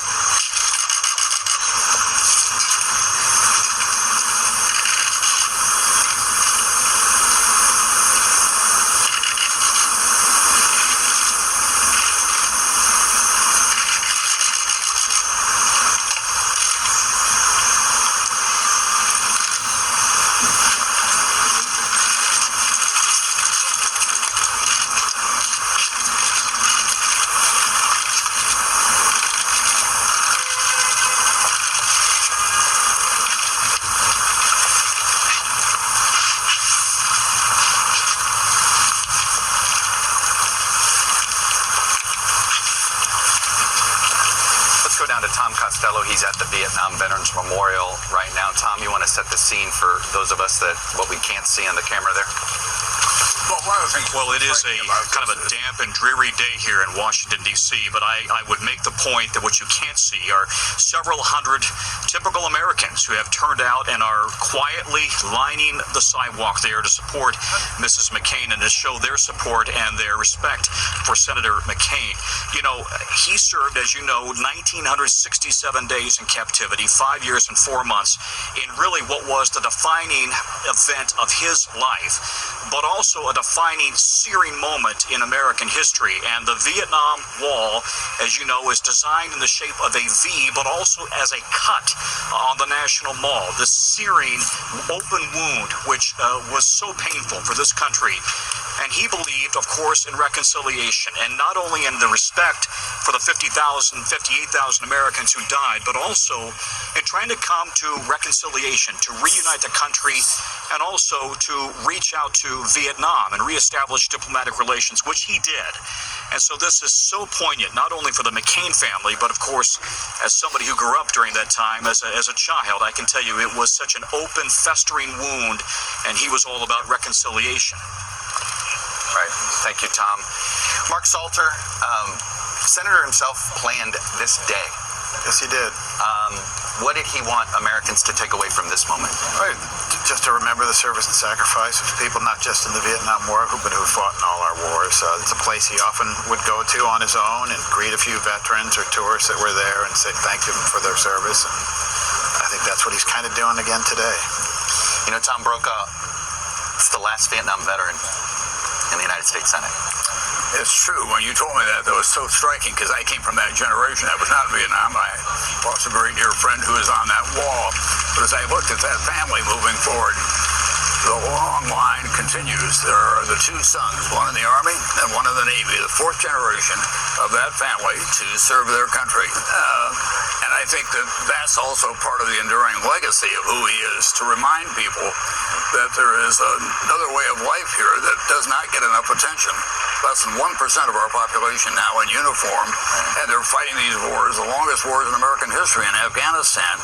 And I hope that part of what the takeaway from this day will be that we've got to remember the sacrifices that are being made and how easy it is to go to war and how hard it is to get out. Let's be frank, there's no memorial in this city that does more to symbolically represent sacrifice, I think, than the Vietnam. But one of the things that some of the veterans didn't like that, so they put that patrol off to the side where they're looking down the trail. And Jim Webb among them, who was one of our most decorated Marines in Vietnam. But of course, with John McCain, he was the same kind of rebel, the guy who sailed against the wind whenever he needed to. You know, Mark Salter, there's something about this service today that I feel like Senator McCain is giving us a civics lesson.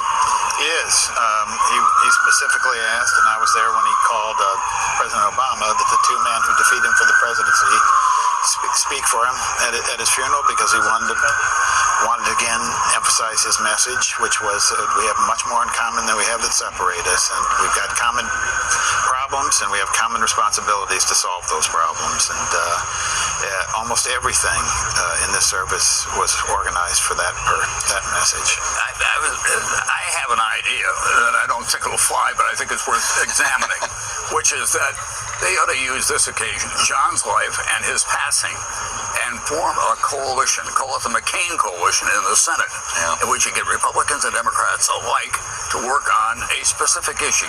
You know, all week we've been hearing from Republicans praising him, but they even drove him crazy when they were in the back room. So, and then somebody said to me, Bob Kerry, the former senator from Nebraska, and he said, in that coalition, you ought to put in some of the big money raisers as well, the Koch brothers and Democrats who are Tom Steyer giving money, because this could be an inflection point in American politics in which we should be reminded about how we need to come together. Mark, I know you've got to get going here.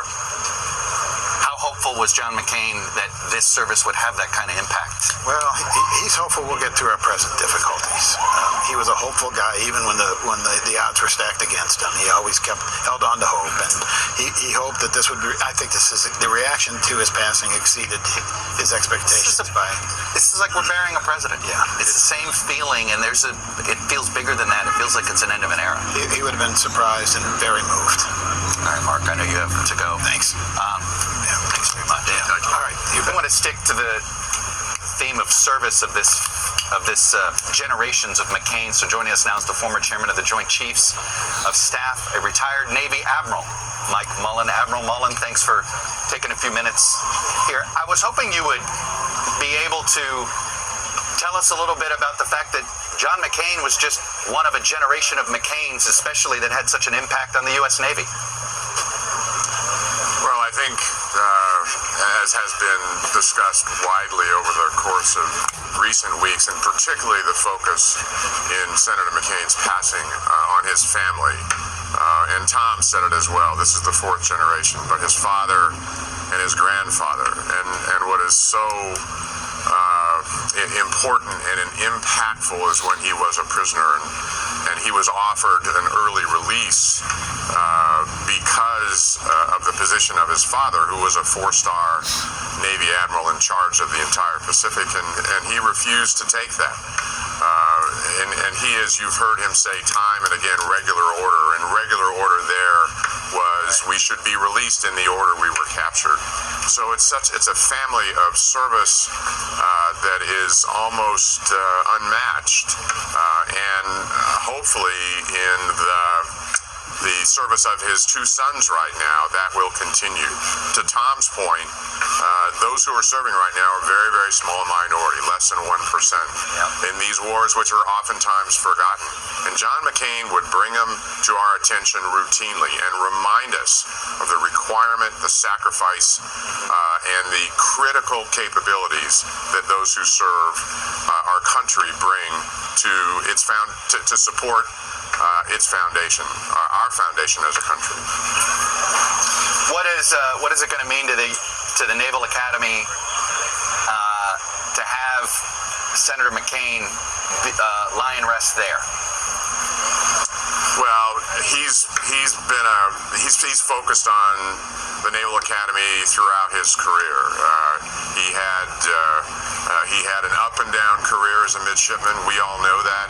There are other midshipmen who have had the same kind of experience when they're there. He gives anybody who graduates from there hope and inspiration, and I hope today speaks to, more than anything else, leadership, because we graduate some 4,000 young men, we graduate about 1,000 or so young men and women each year that go into the Navy and Marine Corps who represent the best of America, the best of our values, whose task will be to lead in very, very difficult times, and he sent that message to them time and time again. So there isn't a Naval Academy graduate that isn't proud to say that they attended the same institution that John McCain did. He's just that special.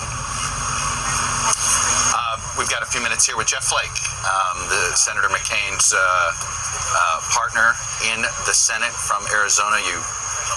Your own self-deprecating way, you said you were proud to be known as the other senator from Arizona. That's all I'm known as, the other senator. I would say that's not a bad honor if it's John McCain. Not at all. I never wanted to lose that moniker, actually. Take us to Arizona this week. What's it been like there? We've watched on TV. What's the outpouring been like? Well, it was incredible. Anywhere you drove in the state, the freeway had the placards, "Rest in peace, John McCain." It was really a state in mourning. He was, as the governor mentioned, Arizona's favorite adopted son. And he chose Arizona. We're so fortunate that he did. And I can't tell you what it means to the state to have him as representative for so long, and it was so emotional to be at the state capitol there and to see throngs of people just lining up to see him, and then to see that plane take off for the last time from Arizona. It was just unbelievable. It really was. That was tough to watch. It was. Actually, just even as a viewer on television. It was. But anybody who knew John knew that he loved the state. He said he never really found a home until he got to Arizona. And to be there at his ranch with him It's hard to say that he's an adopted son. I feel like he'd look. I mean, if you're saying what's Arizona look like, and I would say that's it. Well, it looks like John McCain. Exactly. He's quintessentially Arizona. I mean, followed in Barry Goldwater's footsteps into that seat, and very much into that role as well. Independent, irascible Arizona. When he first began to run out there, they were asking him, they were challenging him because he had not lived in Arizona during his lifetime. He said, "Well, the fact is, the longest time I lived in any one place was in a prison cell in Hanoi," and that solved that problem. That was the absolute best line in a political debate ever. It completely laid it to rest forevermore. I am moved at watching the teacher John McCain with this week, and I feel like he's giving a civics lesson in different ways, and I've brought it up before, but that's the part of this that, put it this way, it's helped me explain to my kids who John McCain is and why this moment matters so much. Oh yeah, to just look at who will be eulogizing him. That's right. And in Arizona with Joe Biden. I was struck yesterday as I went over to the memorial service in the rotunda, and my wife and I were there at the trolley and watched the trolley come, and I remembered in 2008 when he lost the race to President Obama. It was such a bitter struggle that time, but we looked on the subway and there was John and Cindy McCain all alone, no entourage, no Secret Service, going to the inauguration of Barack Obama. I thought, what a great country this is, where the vanquished goes willingly like that. Hey, Admiral Mullen, if you're still there, it's my understanding,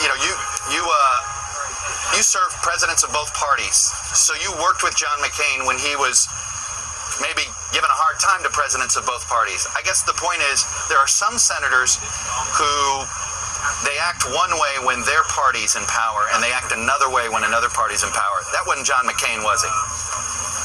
Not at all. In fact, he gave us a pretty tough time in the military. He was a, pugnacious, dedicated, caring individual, passionate about achieving greater outcomes for our country and for our military. And so I testified in front of him many times, and you needed to be prepared. Not always fun moments. He was always not fun, right? Yeah. No. He was always going to push you. But I also found that to be a wonderful part of the American process and experience here. The other thing is, he knew what the limits were, even though he would push against a policy and push the military leadership against the policy. He knew we had limits, and he would often take us right to those limits but not push us over.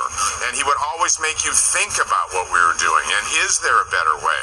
And you knew exactly where he stood on that, both before you walked into that chamber, but also under his glaring eye and pointed questions. He was just an incredibly capable, focused leader who cared about America, and obviously where he thought we should go, and you always knew where that stood. Jeff Flake, the other, I thought, great aspect of him as a senator is he loved to try to find the newly elected senator and bring them under their wing, Democrat or Republican. Amen. And I think I've heard that, lately it was Amy Klobuchar that he was bringing into the traveling club a little bit, and it was, he had various early Barack Obama. Now they had a little back and forth when they were senators, but he always seemed to want to get to know and build a bridge with every new elected senator, liberal or conservative. He did. For me, it was as soon as I got to the Senate, it was, hey, join the gang of 8. It'll be, let's do some immigration. That'll be great. It'll be fun. Yeah. Easy politics too. But no, he did that. He did that. Republican or Democrat, it didn't matter. And he traveled. His coattails were legendary. Those are the ones everybody want to go on, right? The death march. They were the fun ones, though, too. I mean, but it was never 2 meals in one country. That was the rule. But Democrat and Republican alike, he treated you the same. He always made sure that the lowest ranking senator got to ask questions with the head of state. I mean, he really was, in that way, very much a teacher and very much concerned that everybody be involved. And so I think he'd been on the other end as a young senator years before, and he remembered what it was like. So every senator, that's why you see so many here. Casey Hunt's on Capitol Hill for us this morning. And Casey, I was thinking, and I think Senator Flake just alluded to it, in many ways, I think John McCain, certainly the last few years, thought of himself as the Senate's teacher. How to be a senator? John McCain will show you how to be a senator. Well, who's going to do that now? Who's the next professor how to be a senator like John McCain?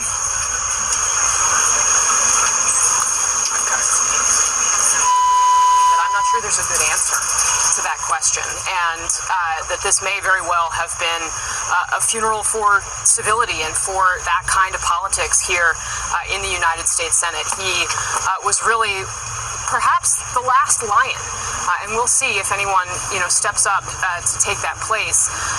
It's simply not going to be the same here at the Capitol without him, and it hasn't been, because we obviously lost him from the hallways months ago as he battled brain cancer.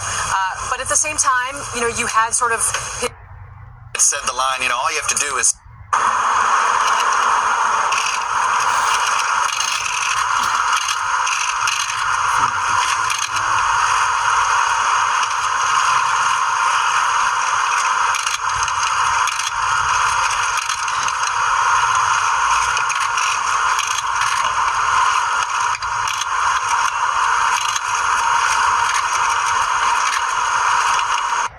presidential candidate I can think of. But he also had a grandfather and a father who was, four-star admirals, and he believed in service. He believed in continuing on. So he's not a guy that would ever say, "I lost, I'm going to quit." He also had a sense of proportion. When you go through what he did in the Hanoi Hilton for 5.5 years, a presidential loss that would cripple and devastate someone else. Clinton and Gore just there. There we go. Saw there. The family's coming out. I believe they'll be accompanying the senator, the pallbearers. Warren Beatty, relationship that he struck up during campaign finance reform. Joe Biden, Michael Bloomberg, you'll be seeing him. Bill Cohen, former senator and former defense secretary. Rick Davis, longtime political aide to Senator McCain. Russ Feingold will be a pallbearer there. A friend, Stephen Dart, Carla Udi, also a longtime friend and aide to Senator McCain. So we will sit back and take this in with you.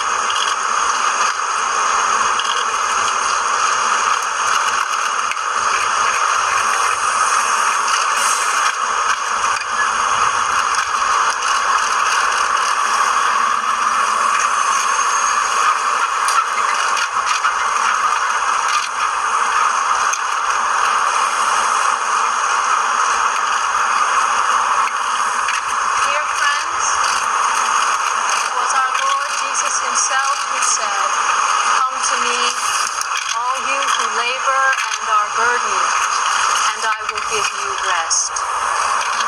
Let us pray then for our brother John, that he may rest from his labors and enter into the light of God's eternal Sabbath rest. With faith in Jesus Christ, we receive the body of our brother John for burial. Let us pray with confidence to God, the giver of life, that God will raise him to perfection in the company of the saints. Deliver your servant John, sovereign Lord Christ, from all evil, and set him free from every bond, that he may rest with all your saints in the eternal habitations, where with the Father and the Holy Spirit you live and reign one God, forever and ever. Amen. Let us also pray for all who mourn, that they may cast their care on God and know the consolation of his love. Almighty God, look with pity upon the sorrows of your servants for whom we pray. Remember them, gracious God, in mercy. Nourish them with patience, comfort them with a sense of your goodness. Lift up your countenance upon them and give them peace through Jesus Christ our Lord.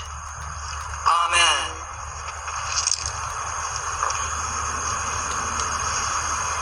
Ready? Lights. Right. Step. Ready. Step. Ready. Step.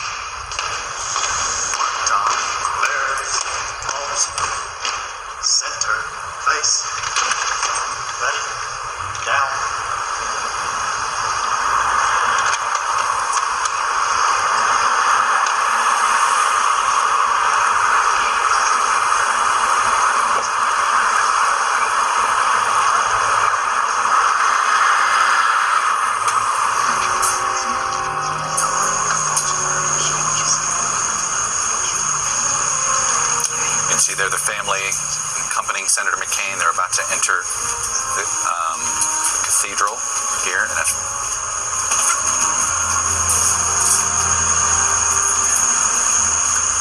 there's nothing like the precision of military honors. Absolutely. And you know, I almost hate to say it, Chuck, but this is one of the last remaining unifying national events we've got, is the funeral of an admired leader. And that has actually healed in many cases. Not a funeral, but in this cathedral, as you remember, after 9/11, there was a service with former presidents and others. Clinton and Gore, whom you mentioned, had just arrived here for this service. They had been estranged, more or less, since the election of 2000. This brought them together. President Kennedy's funeral in St. Matthew's Cathedral here in Washington, 1963. Presidents Truman and Eisenhower had not spoken to each other for 11 years. They buried the hatchet and they had a drink together afterwards. Bob Kerry, I mean, my first memory of television was Hubert Humphrey's funeral. These are teaching moments. These are shared experiences that the country does need shared experiences every now and then. We're so fractured, and it's for thousands of reasons, but having a shared moment like this, an American moment. Yeah, look, but it is shared grief. You know, I miss him. I'd like to have him be. I got to do a show tomorrow without John McCain. Right. I mean, I'm sorry. Meet the press without John McCain. You're our most frequent guest. Yes. Yeah. But it is a great American story. The McCain story, the whole family. It's a great American story. And World War I, World War II, Vietnam. But if that family story and the grief that you feel with his loss today doesn't make you feel good about being an American, it's time to give up. I mean, I was just going to say, Admiral Mullen, I'm feeling this sense of pride just watching these moments right now. I imagine you must be welling up yourself. Yeah, no, it's a very, very hard moment, very poignant moment, and very special moment. You know, of those who are there, and we haven't talked a lot about him, who also mourn him and love him and really are hurting because of the loss. It's many of our allies. Those junkets that were talked about earlier, those weren't just junkets. I mean, he basically represented America globally and had a huge impact there as well. So it's a universal global loss that we feel today for everybody that ever knew Senator John McCain. He was an ambassador for democracy and freedom. He really was. Felt very strongly about it. You know, sometimes, Chuck, figures in history can have as much or more impact in death than they did in life. And if this week helps people to understand what John McCain stood for, the way he practiced politics. Good night. We'll be lonelier.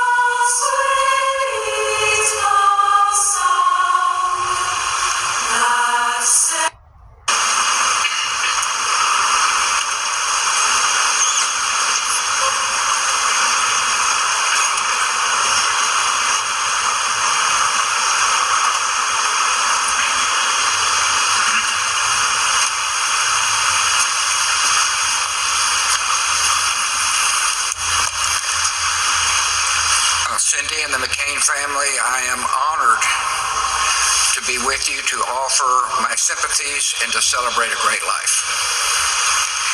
The nation joins your extraordinary family in grief and gratitude for John McCain. Some lives are so vivid, it's difficult to imagine them ended. Some voices are so vibrant and distinctive, it's hard to think of them stilled. A man who seldom rested is laid to rest, and his absence is tangible, like the silence after a mighty roar. The thing about John's life was the amazing sweep of it, from a tiny prison cell in Vietnam to the floor of the United States Senate, from troublemaking plebe to presidential candidate. Wherever John passed throughout the world, people immediately knew there was a leader in their midst. In one epic life was written the courage and greatness of our country. For John and me, there was a personal journey, our hard-fought political history. Back in the day, he could frustrate me. And I know he'd say the same thing about me. But he also made me better. In recent years, we sometimes talk of that intense period like football players remembering a big game. In the process, rivalry melted away. In the end, I got to enjoy one of life's great gifts, the friendship of John McCain, and I'll miss it. Moments before my last debate ever with Senator John Kerry in Phoenix, I was trying to gather some thoughts in the holding room. I felt a presence, opened my eyes, and 6 inches from my face was McCain, who yelled, "Relax, relax."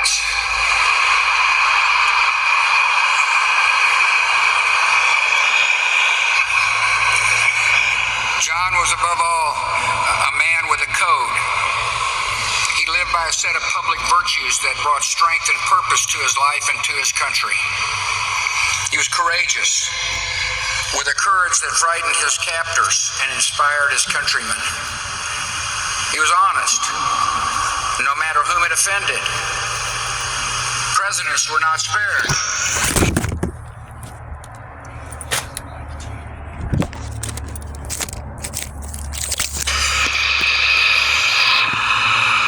He was honorable, always recognizing that his opponents were still patriots and human beings.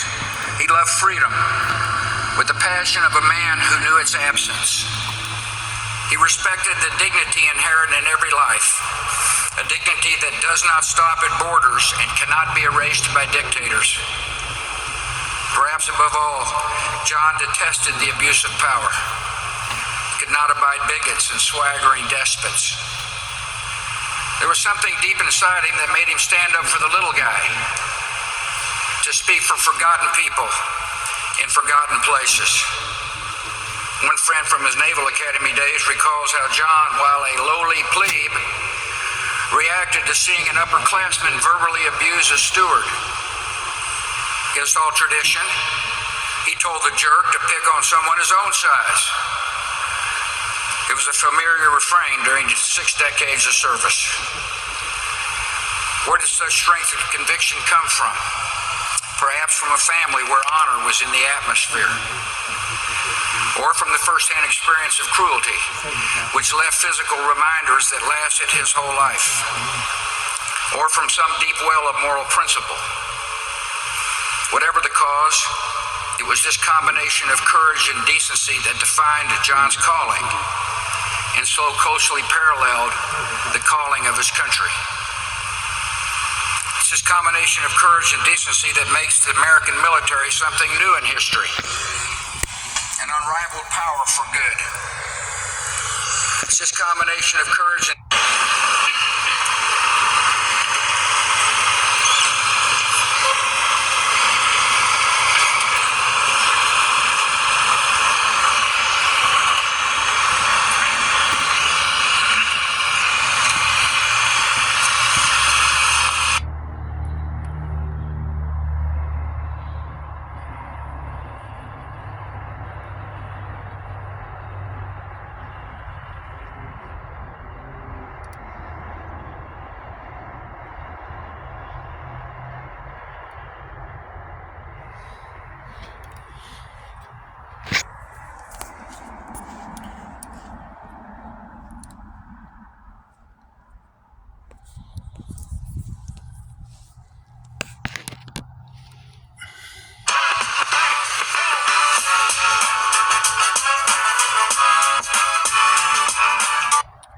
Tonight, an ABC News special report, the attempted assassination of Donald Trump, a dark new turn for a deeply divided nation. America responding to the chilling images of a moment in U.S. history now seen around the world.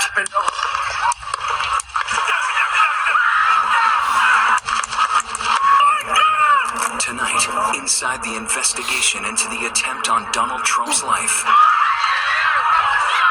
The gunshots erupting during his rally in Butler, Pennsylvania.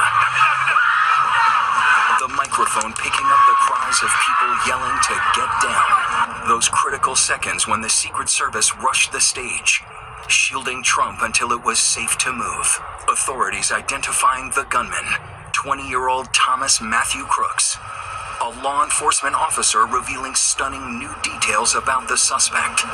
Telling ABC News a local police officer was on that roof and confronted the shooter just before he opened fire on the former president. And we're hearing from the photographer who became a witness to history, capturing the haunting images of the bullets sailing by the head of Donald Trump. That moment he reaches for his right ear, blood clearly visible on his fingers. Tonight, the hero firefighter, husband and father of 2 daughters. His family says he used his body to shield them from the gunfire. 24 hours after the shooting, Donald Trump pushing forward with his campaign and the Republican National Convention.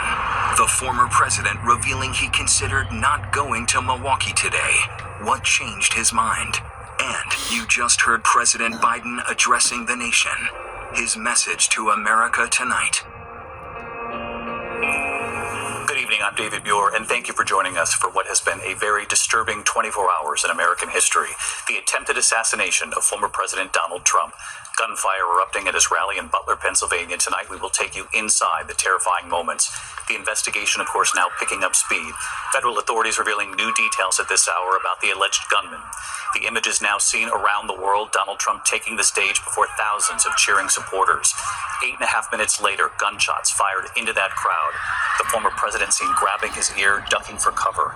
His microphone picking up some of the screams of the people behind him. The Secret Service rushing onto the stage, heard giving orders and loading him into a nearby a greater burden to the country. And so the president is going to have to find a way to try and heal these divisions while making his points heard about what he thinks is at stake in this election. And David, a critical test of that coming up, especially with the RNC starting tomorrow. Well, let me ask you, Mary, as it pertains to the president himself, because again, this theme isn't entirely new for him. There had been concerns within this administration. There had been warnings from law enforcement at the federal level that the rhetoric in this country had become too dangerous, that there was the chance of something like this or political violence along the way as we barrel toward another very intense, deeply polarized election in this country.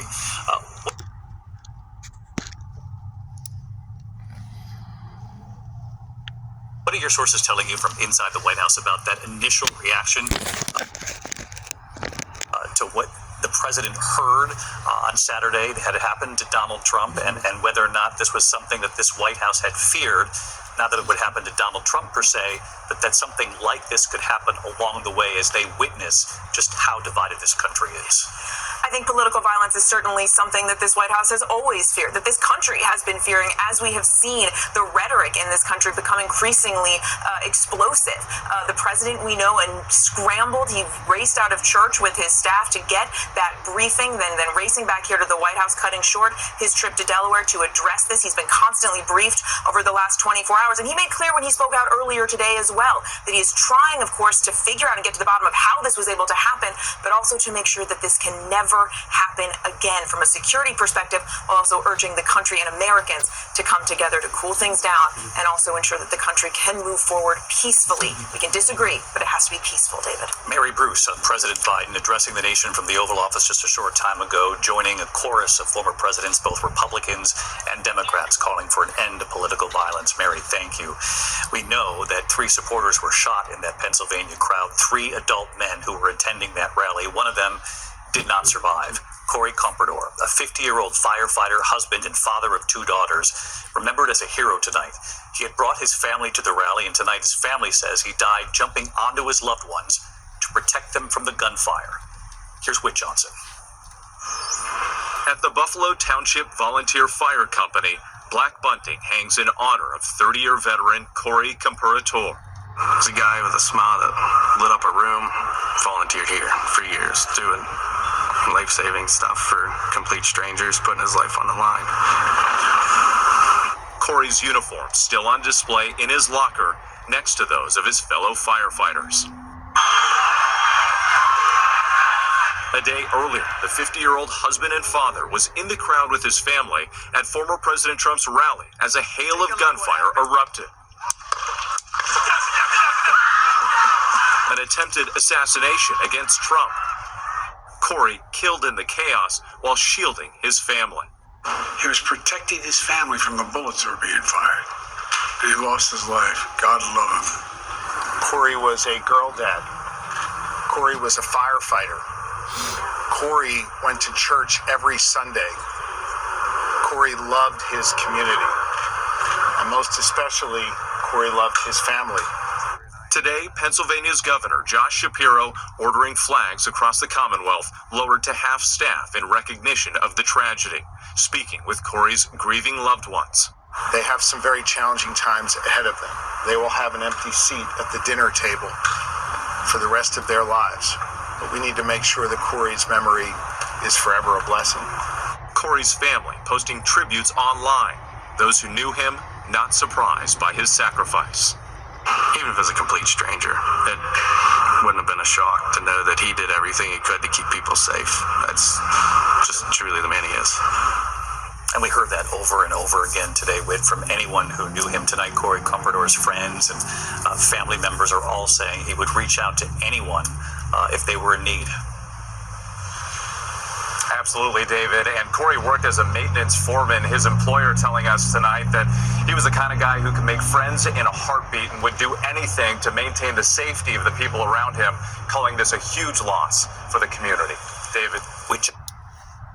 This self-defense flashlight bat is taking the market by storm in the U.S. There's a revolutionary gamma ray flash. Let me begin this evening by expressing my gratitude to the American people for your outpouring of love and support following the assassination attempt at my rally on Saturday.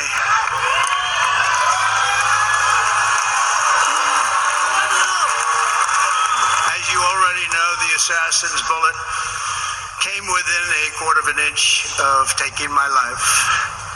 So many people have asked me, what happened?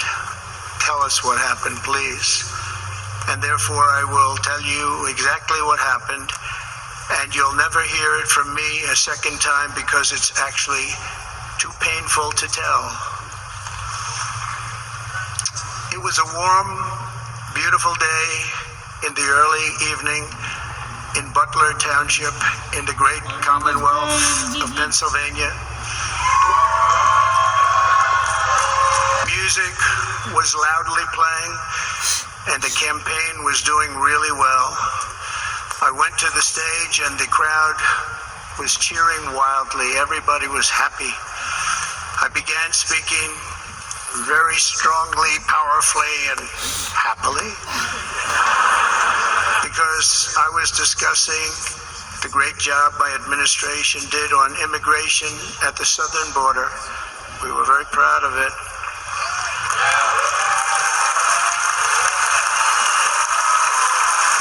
Behind me and to the right was a large screen that was displaying a chart of border crossings under my leadership. The numbers were absolutely amazing. In order to see the chart, I started to, like this, turn to my right and was ready to begin a little bit further turn, which I'm very lucky I didn't do, when I heard a loud whizzing sound and felt something hit me really, really hard on my right ear. I said to myself, wow, what was that? It can only be a bullet. And moved my right hand to my ear, brought it down.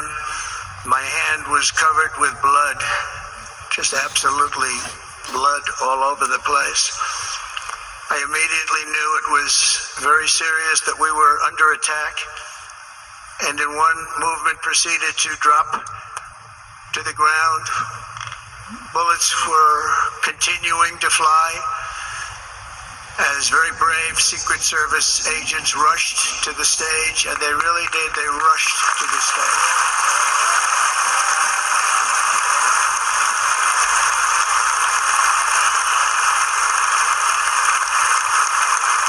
These are great people, at great risk, I will tell you, and pounced on top of me so that I would be protected. There was blood pouring everywhere, and yet, in a certain way, I felt very safe because I had God on my side. I felt that.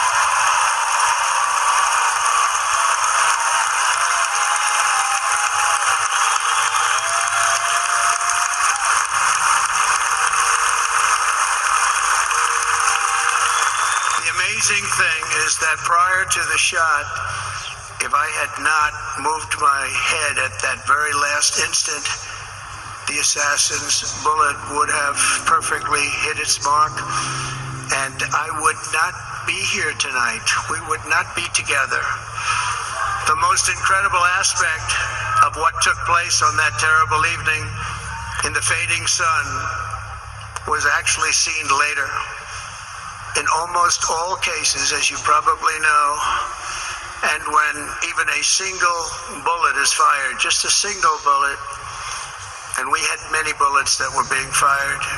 Crowds run for the exits or stampede, but not in this case. It's very unusual.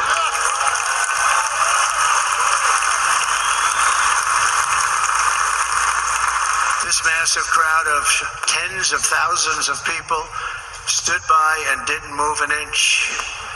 In fact, many of them bravely but automatically stood up looking for where the sniper would be. They knew immediately it was a sniper, and then began pointing at him. You can see that if you look at the group behind me. That was just a small group compared to what was in front. Nobody ran, and by not stampeding, many lives were saved. But that isn't the reason that they didn't move. The reason is that they knew I was in very serious trouble. They saw it. They saw me go down. They saw the blood and thought, actually most did, that I was dead. They knew it was a shot to the head. They saw the blood. And there's an interesting statistic. The ears are the bloodiest part. If something happens with the ears, they bleed more than any other part of the body. For whatever reason, the doctors told me that. I said, why is there so much blood? He said, it's the ears. They bleed more. So we learned something, but they just, this beautiful crowd, they didn't want to leave me. They knew I was in trouble. They didn't want to leave me. And you can see that love written all over their faces. Incredible people. They're incredible people. Bullets were flying over us, yet I felt serene. But now the Secret Service agents were putting themselves in peril. They were in very dangerous territory. Bullets were flying right over them, missing them by a very small amount of inches. We got Donald Trump, 47th President of the United States of America, with Melania Trump, and also the door and the service where John McCain's window was busted out. The Capitol rioting considered the services, and also breaking into the service here at the McCain Law Firm. We got Melania Trump. We got Melania Trump, Donald Trump, Ivanka Trump.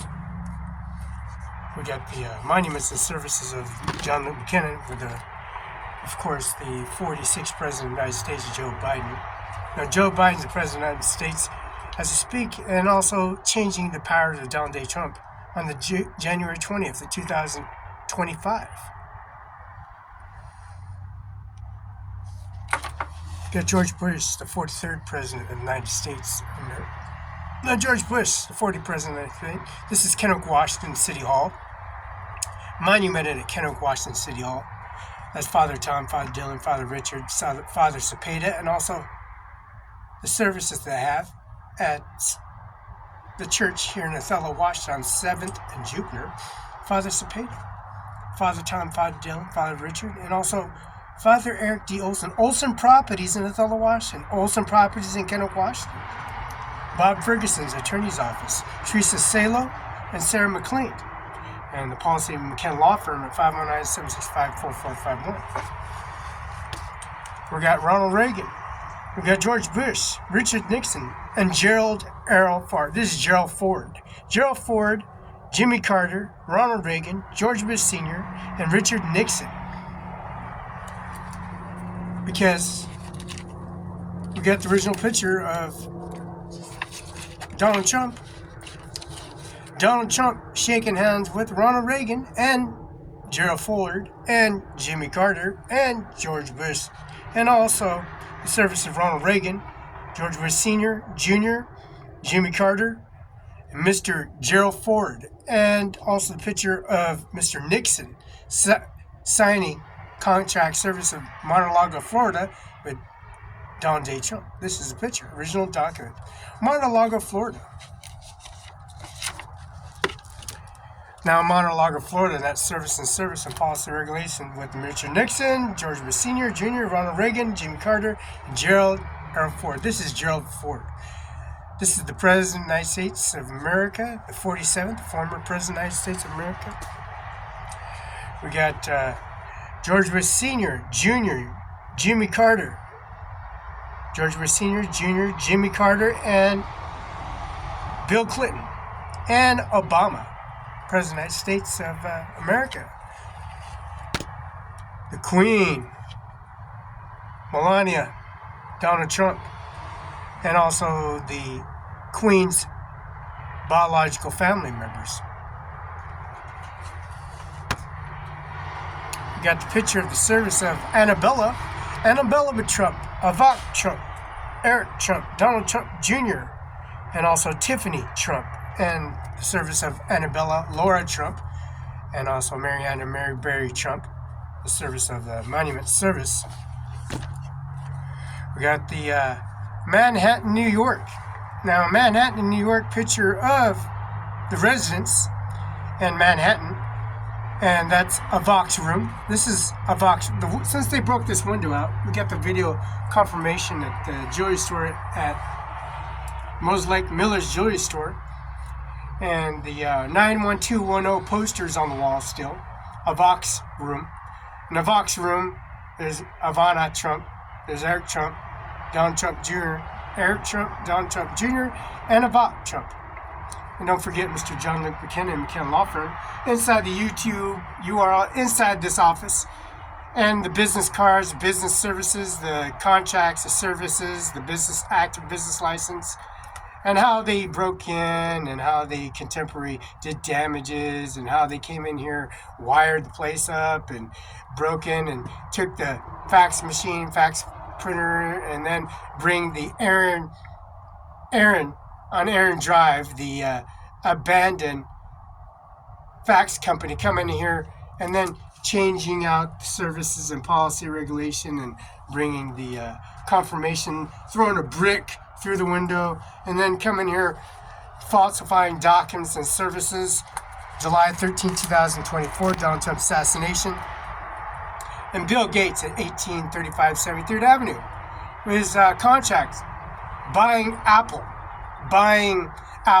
and Microsoft Company, 1837 73rd Avenue, at $900,000 of the increments of society of that document, presenting Norman J. Manus, Mr.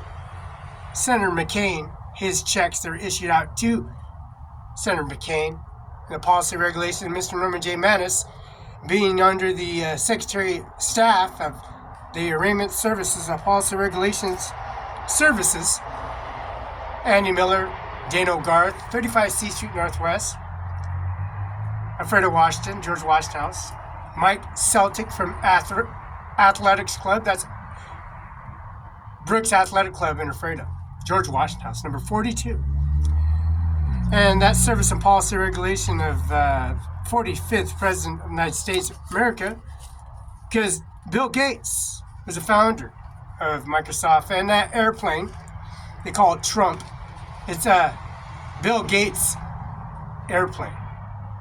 Now that contract, Musk doesn't own the company at all. Texas, Nebraska, California, Washington State, all these services and policy regulations of Bill Gates.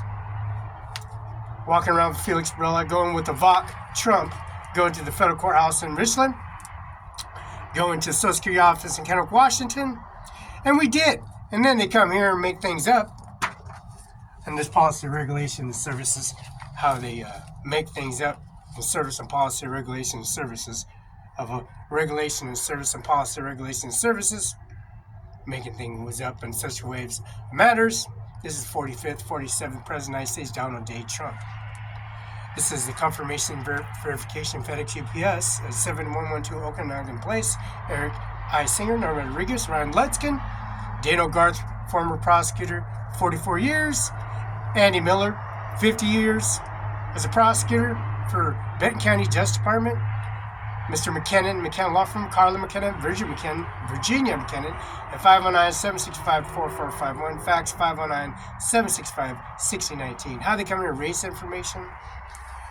We get a gallon, a jug of, it's called opium, it's called heroin. Heroin and opium is used for cancer patients. People that done surgery have opium patches, they have marijuana to make sure The nausea is held down in their stomach when they do surgery or cancer research or any kind of COVID authorization personal services to bring that appetite back to nurture, to bring back even IVs or epidural, anything that's into the vein to bring the body back to hydration. If the body's not able to be hydrated, they got these countermeasurements. You got steroids, you got ketamine, you got adrenaline injections, you got heroin. And heroin has liquidized into a product where you have to come in here and deliver it to John Luke McKinnon.